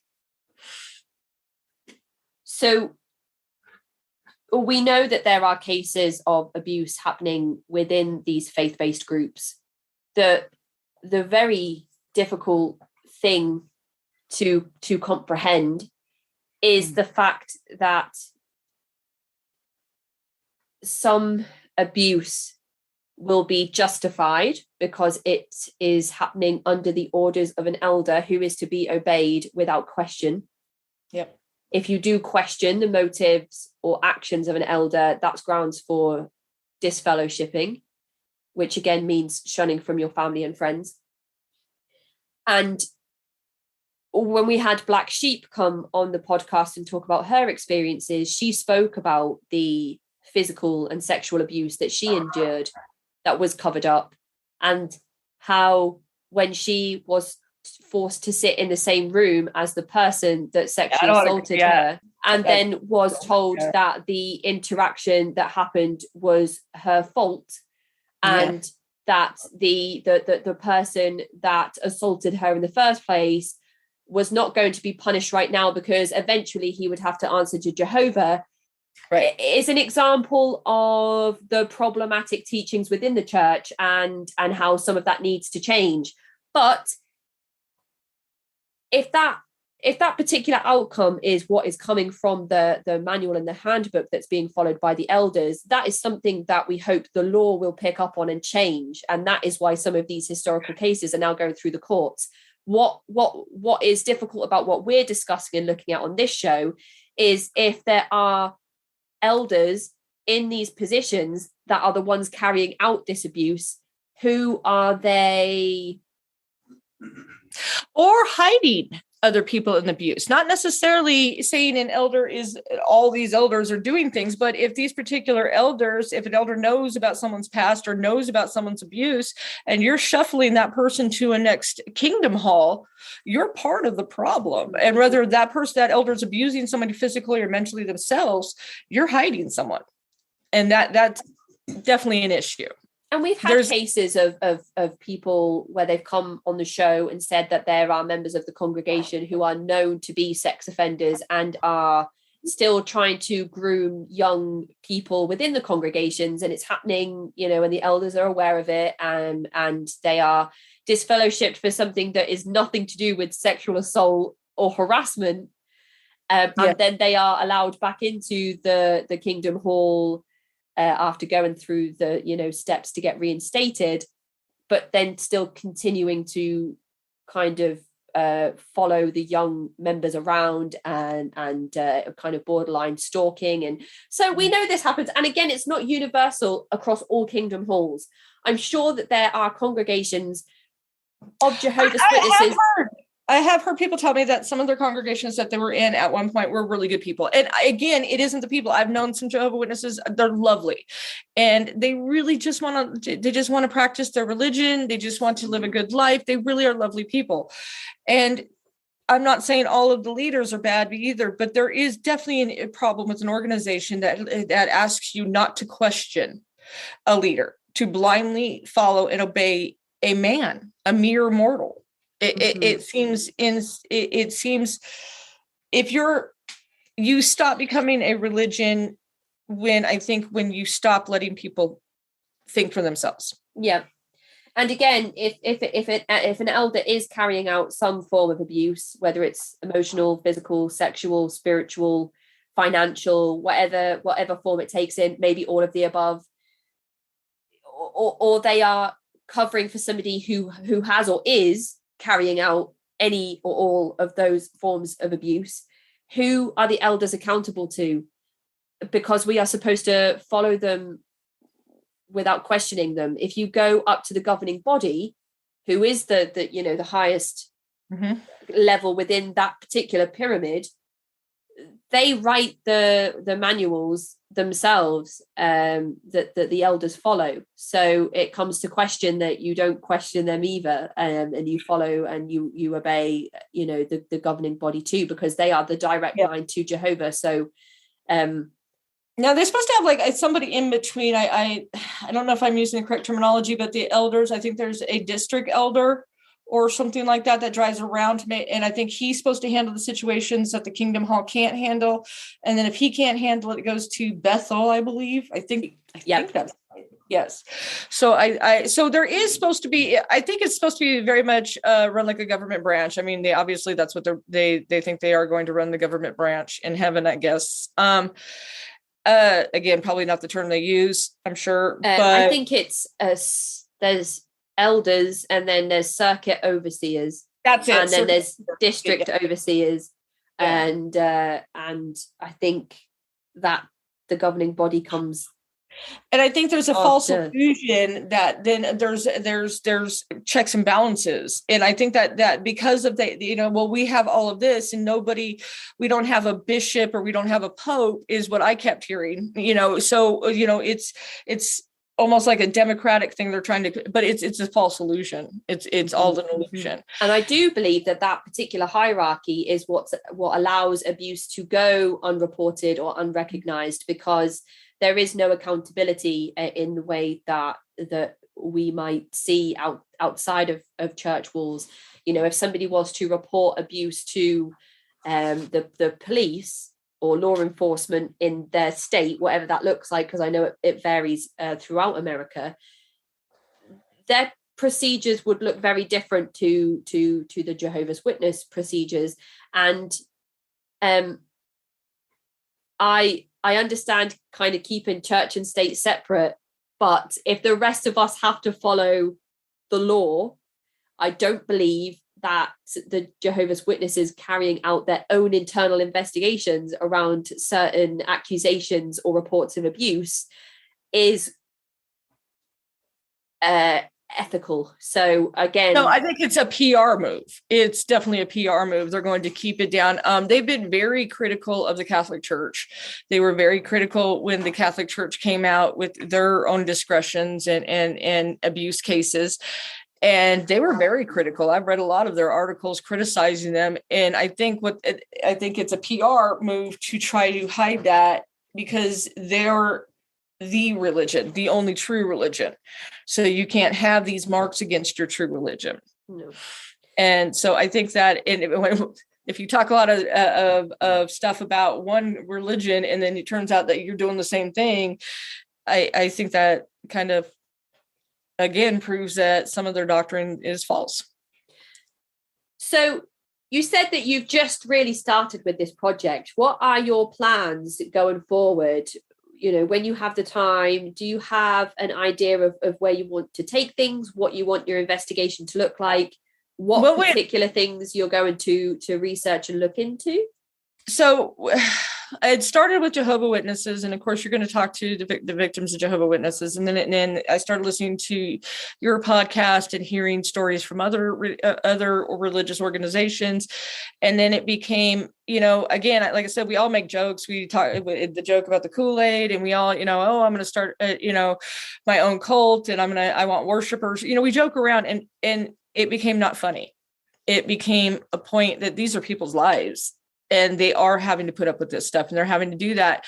And when I realized how much lying was going on to these people to keep them separated, it became that's my focus. That is our focus, is if you've been told that your loved ones don't want anything to do with you, if you've been told that they're in an insane asylum, if you've been told all of these things, there's probably no truth to this. And we want to help these people find those loved ones that are missing them, and would, I'm sure, gladly open their arms to them. And if you've been told these people don't want anything to do, we'll talk to them for you. We'll have a conversation of what you've been going through and if we can just bring these people back to family that accept them unconditionally, that is our goal. So to summarize, we've looked at your biological father's timeline in some kind of attempted chronology, and we've talked about why it's problematic that a person with his background and his present is in a position like elder in a faith-based group like the Jehovah's Witnesses, who have a shunning process. Mm-hmm. And we've talked about how that is not unique to him. He is not the only person who will have this particular personality and be in this particular position. We've talked about bad men aren't going to look like bad men. Bad men don't have the evil mustache. They don't have these things that, you know, we'd like them to have. They don't wear the black hats. A bad man is going to look like a good guy, and they work hard at that. And that's where we're trying to remove a little of the mask and say that, look, it may not be all of them. I'm sure there's some lovely elders out there who really believe everything that they're teaching. But then the other side of the coin, there's the ones that don't, or the ones that are hiding that don't. And if you are destroying people's families, if you are ripping families apart and you're not living the same life, that to me is more of a sin than any going to a Metallica concert or whatever these sins of these people have done. I think that is far more of a sin than what they are committing. So although not all elders will be these types of people, it's likely that there are a number of elders that are operating in their kingdom halls. If you own a business and you turn around and there's been some embezzlement and you're the one with the books and the records and all that, and someone said, and you can't very well say, I didn't know. And I think that that's what they're doing.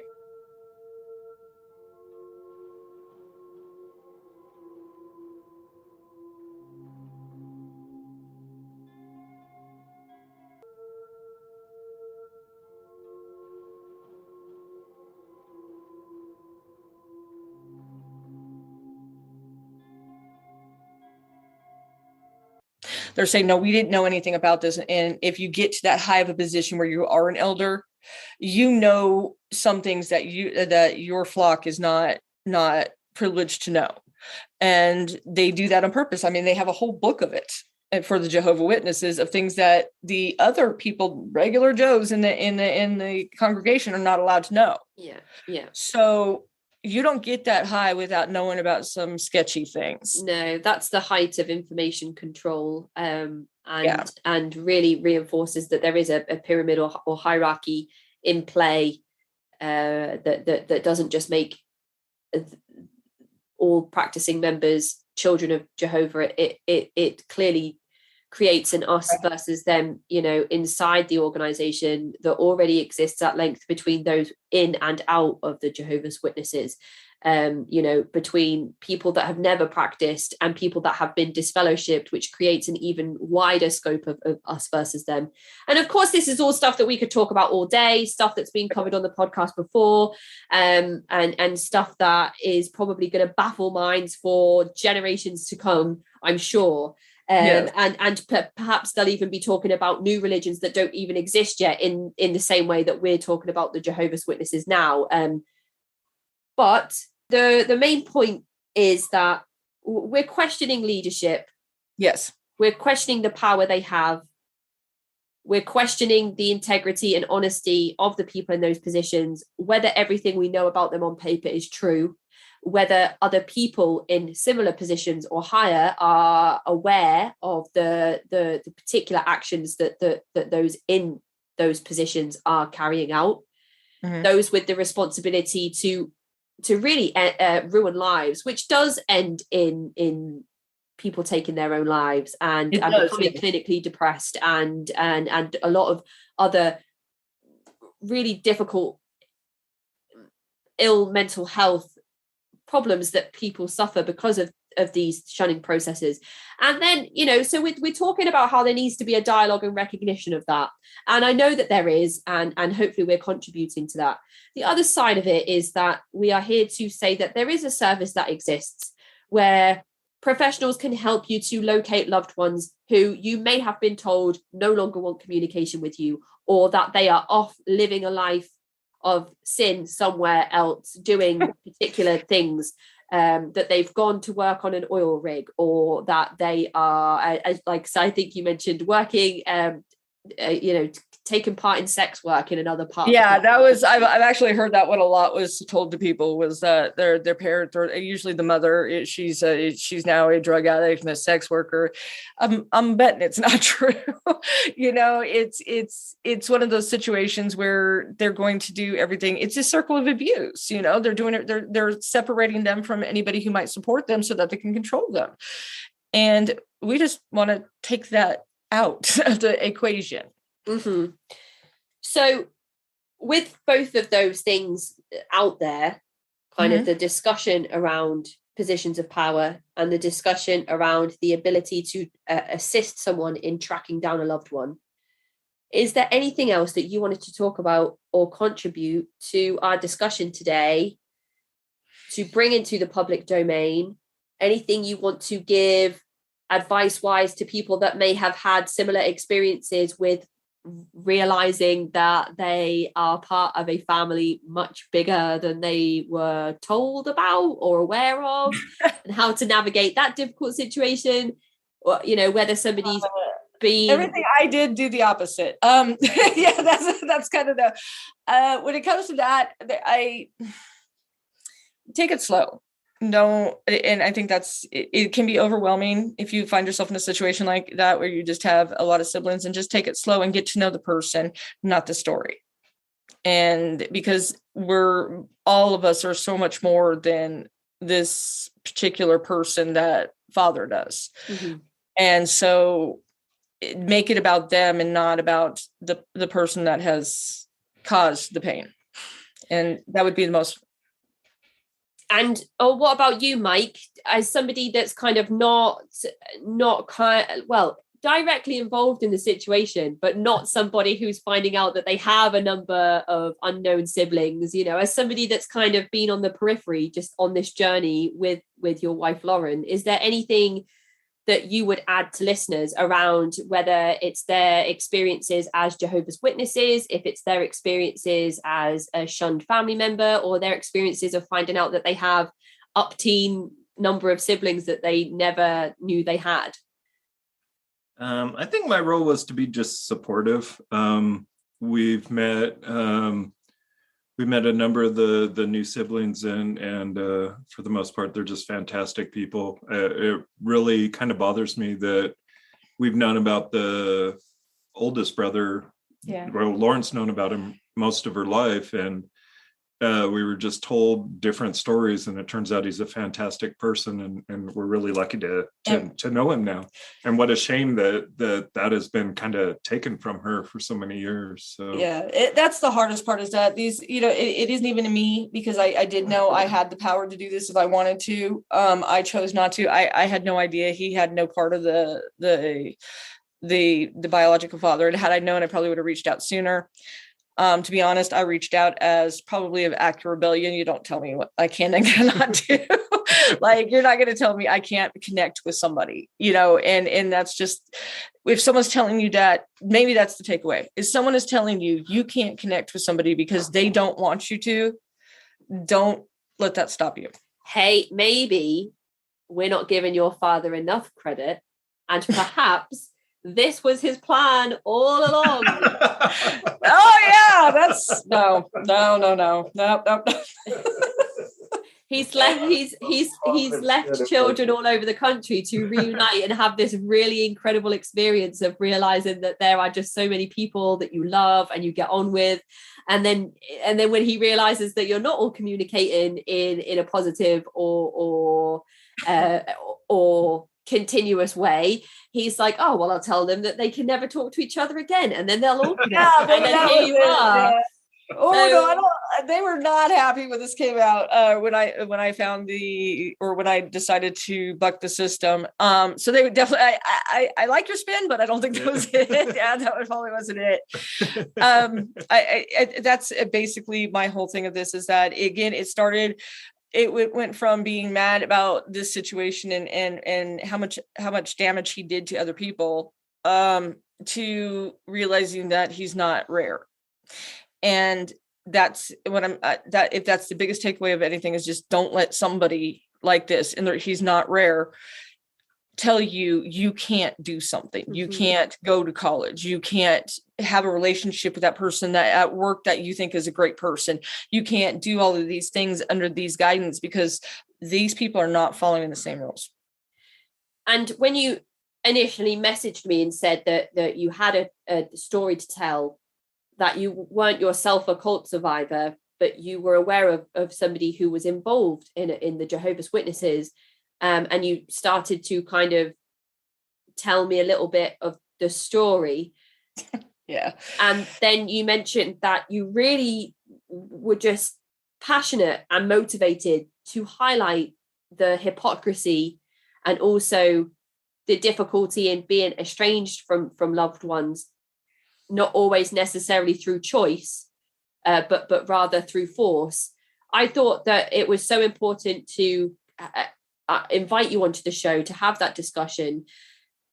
And even though you're not talking about your experiences within the faith itself, but rather, your personal experience as somebody who is currently involved and is currently hypocritical in their role, it kind of reinforces the fact that it is possible because it's happening, but it also shows that you can look at the organization from the outside and recognize the red flags and recognize the high demand control systems in place, and how if somebody was to come and pioneer to you, it may be worth having a discussion with them, but also holding on to your critical thinking when those interactions do happen.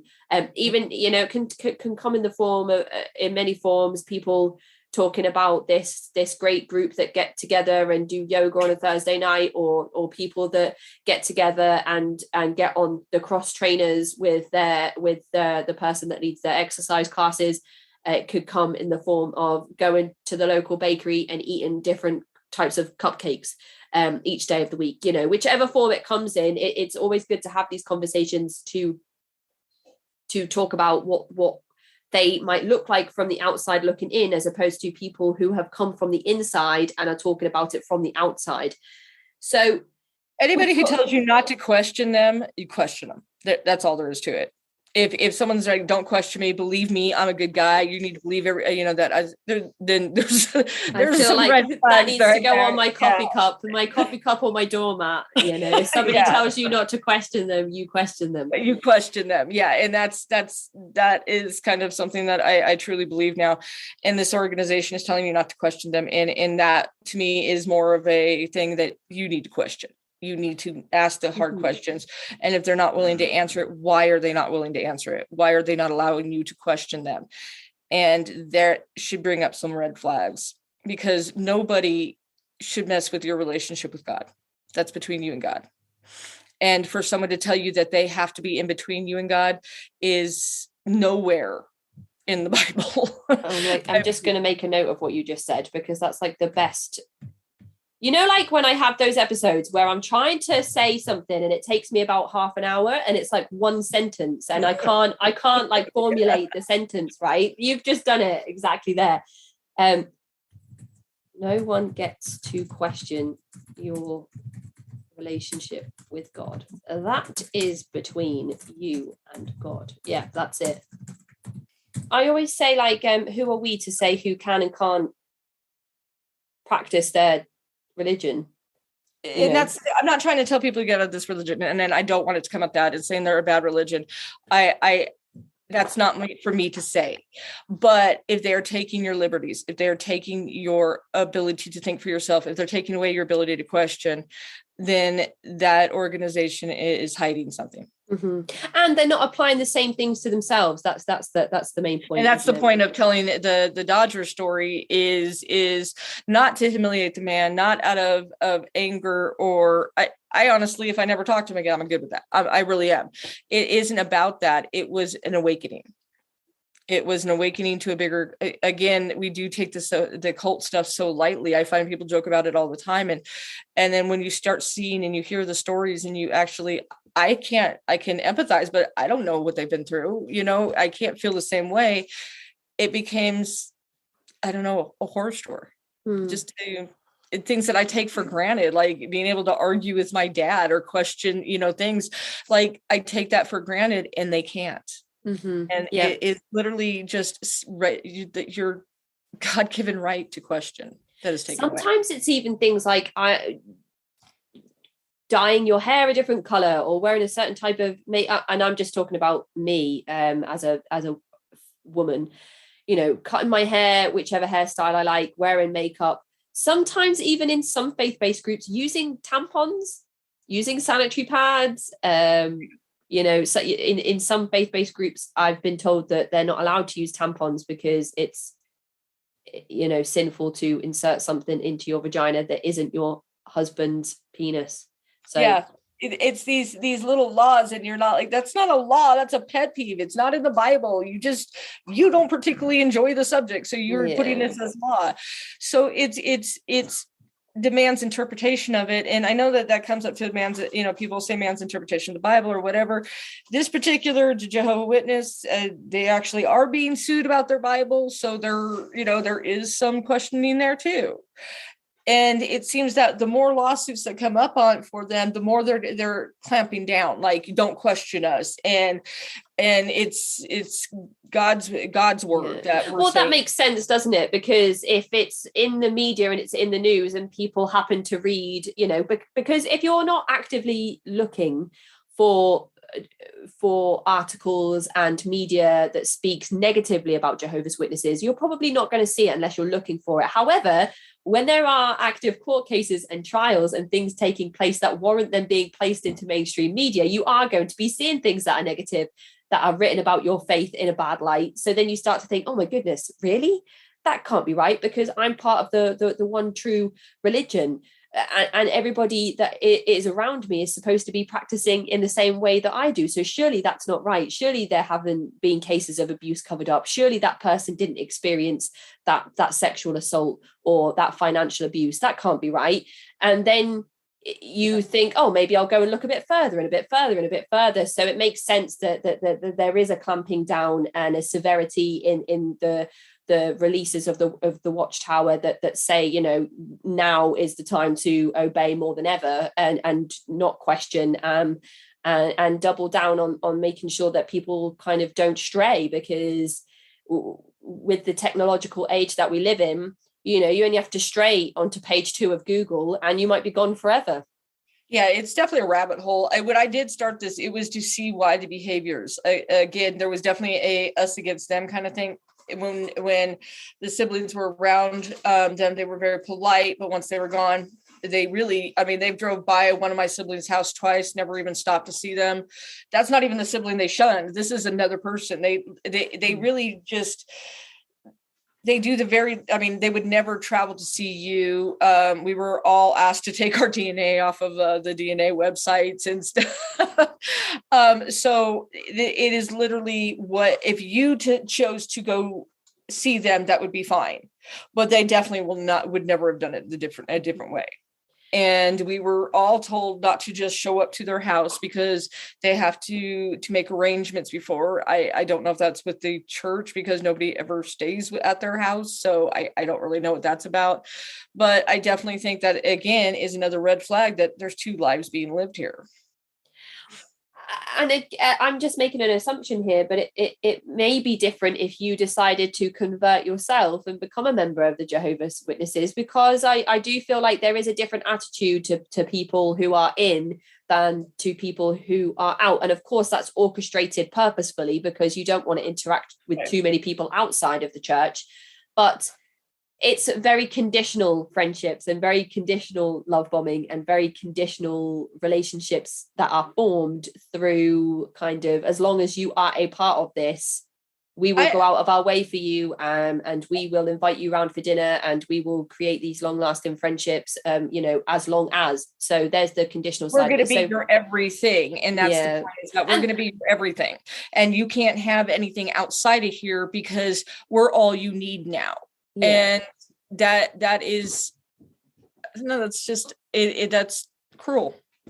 And that's an assumption I've made. That might not be what your father and his family are doing, but it would certainly fit the profile for some other situations that have been explored on the show where particular thing has Right. happened. Yeah, they've never actually said, look, we don't want anything to do with you. Like I said, they're very polite when you're in their presence. They'll definitely not go out of your way. One of the siblings that he was raised, she has definitely gone out of her way to make sure we do that. She's not happy with the situation, like has gone to extraordinary lengths. And even these lengths have been seen in these cruel actions have been seen by him. But because this is a child who was baptized Jehovah's Witness, they don't mention it. They don't care. They don't care about the poor behavior that this person was told not to do it. We're not talking about a child anymore. We're talking about a woman in her 50s acting like a child. And all those behaviors are just ignored or whatever because she is a Jehovah's Witness. I had a quote that I will end the episode on here that came from Mary Mahoney, a former Children of God member who wrote an incredible memoir called Abnormal Normal, which is this month's monthly memoir book, which it won't be by the time this episode comes out. Oh no, will it be? No, this is February. It won't be. Yeah, it won't be. I was thinking, I thought we were in March for a second then, but no, it's the start of February. But it will be the start of March when this episode drops. But she said, you have to be utterly nothing and let God shine through you. It infantilized all the adults of the group because they had to be like children. The problem was these adults did not grow up and become responsible, normal adults. They remained children because they were so heavily controlled. You can't become an adult unless you learn to make decisions and live with the consequences and grow and make mistakes and grow. But no, you couldn't do that in the cult. No, that pretty much sums up everything. So what you've just said there about a grown woman acting like a child, it's probably exactly what Mary was alluding to in her writing there. So I feel like that's a very profound quote to end our episode on. So unless that you have anything else, or if Mike has anything else to add to the conversation, to highlight, then I think we've come to the end of our discussion. Well, thank you so much for taking time for this and listening to this crazy story. Thank you so much for sitting down and talking us through it, all of the different pivots and turns. And I mentioned at the start, we might get whiplash because it's kind of all over the place and very confusing. But it's definitely an iceberg. There's a lot on top, but what's underneath is just insane. So it's definitely like an iceberg. Yeah, definitely. I feel as though it's a wild story, but I feel like it will still be relatable to some people who are listening on some levels, even though it seems so out there and unbelievable. I'm sorry for that. If it's relatable. I do hope that it is related, and I do hope that we don't come off. It's not a vendetta. It really isn't. It is a symptom to a problem that we knew was out there, but we didn't know how much it was. And we can all turn around and say that's just cults, or we can do something to help. Absolutely. And just having a conversation about it is the start, and then putting that conversation out there to the public is one step further. And then the PI work is another level on top of that. So we're creating our own iceberg and our own hierarchy, and that it feels great to be on this side of activism. And I'm so humbled to be able to sit down and have these conversations with people who are willing to talk so openly about personal experiences that are traumatic and have been difficult to live through, things even just like adoption, through to things like finding out that you've got a ton of brothers and sisters that you kind of knew about but didn't know about, and talking about having Mike as an anchor to walk you through all of those things and be there to support you. So it's really touching for me to be able to sit down with people and have these kind of electronic face-to-face chats with everybody. So thank you so much for your time, for coming here and sharing your personal stories with us, for the PI work that you have done and have offered to do for others who, again, if they have something that they would be interested in or something that they think Lauren and Mike can help with, feel free to reach out to me at cultvaultpodcast.com or find me on Twitter and Instagram at cultvaultpod, and I will communicate for you to Lauren and Mike of your concerns and requests. And once again, we're not offering, we don't want it, it's not a fee. We want to make sure that because people think that it's going to be expensive, that kind of stuff. This isn't where we make our money, and we're not trying to make money off of a cult. And so this is, if you're looking for somebody, we're willing to do if I help you find them. I think that's hugely respectable and commendable, offering pro bono work to people who urgently need it. So if anybody has that request, please do get in touch. And thank you so much, Lauren and Mike. And I hope you enjoy the rest of your day. Thank you. Oh, now the dogs will start barking. All right, have a good one. Thanks. Bye. That is the end of this week's episode. If you'd like to get in touch, you can find me at cultvaultpodcast@gmail.com or follow me on Twitter and Instagram @cultvaultpod. I'm your speaker, Casey, and this has been The Cult Vault.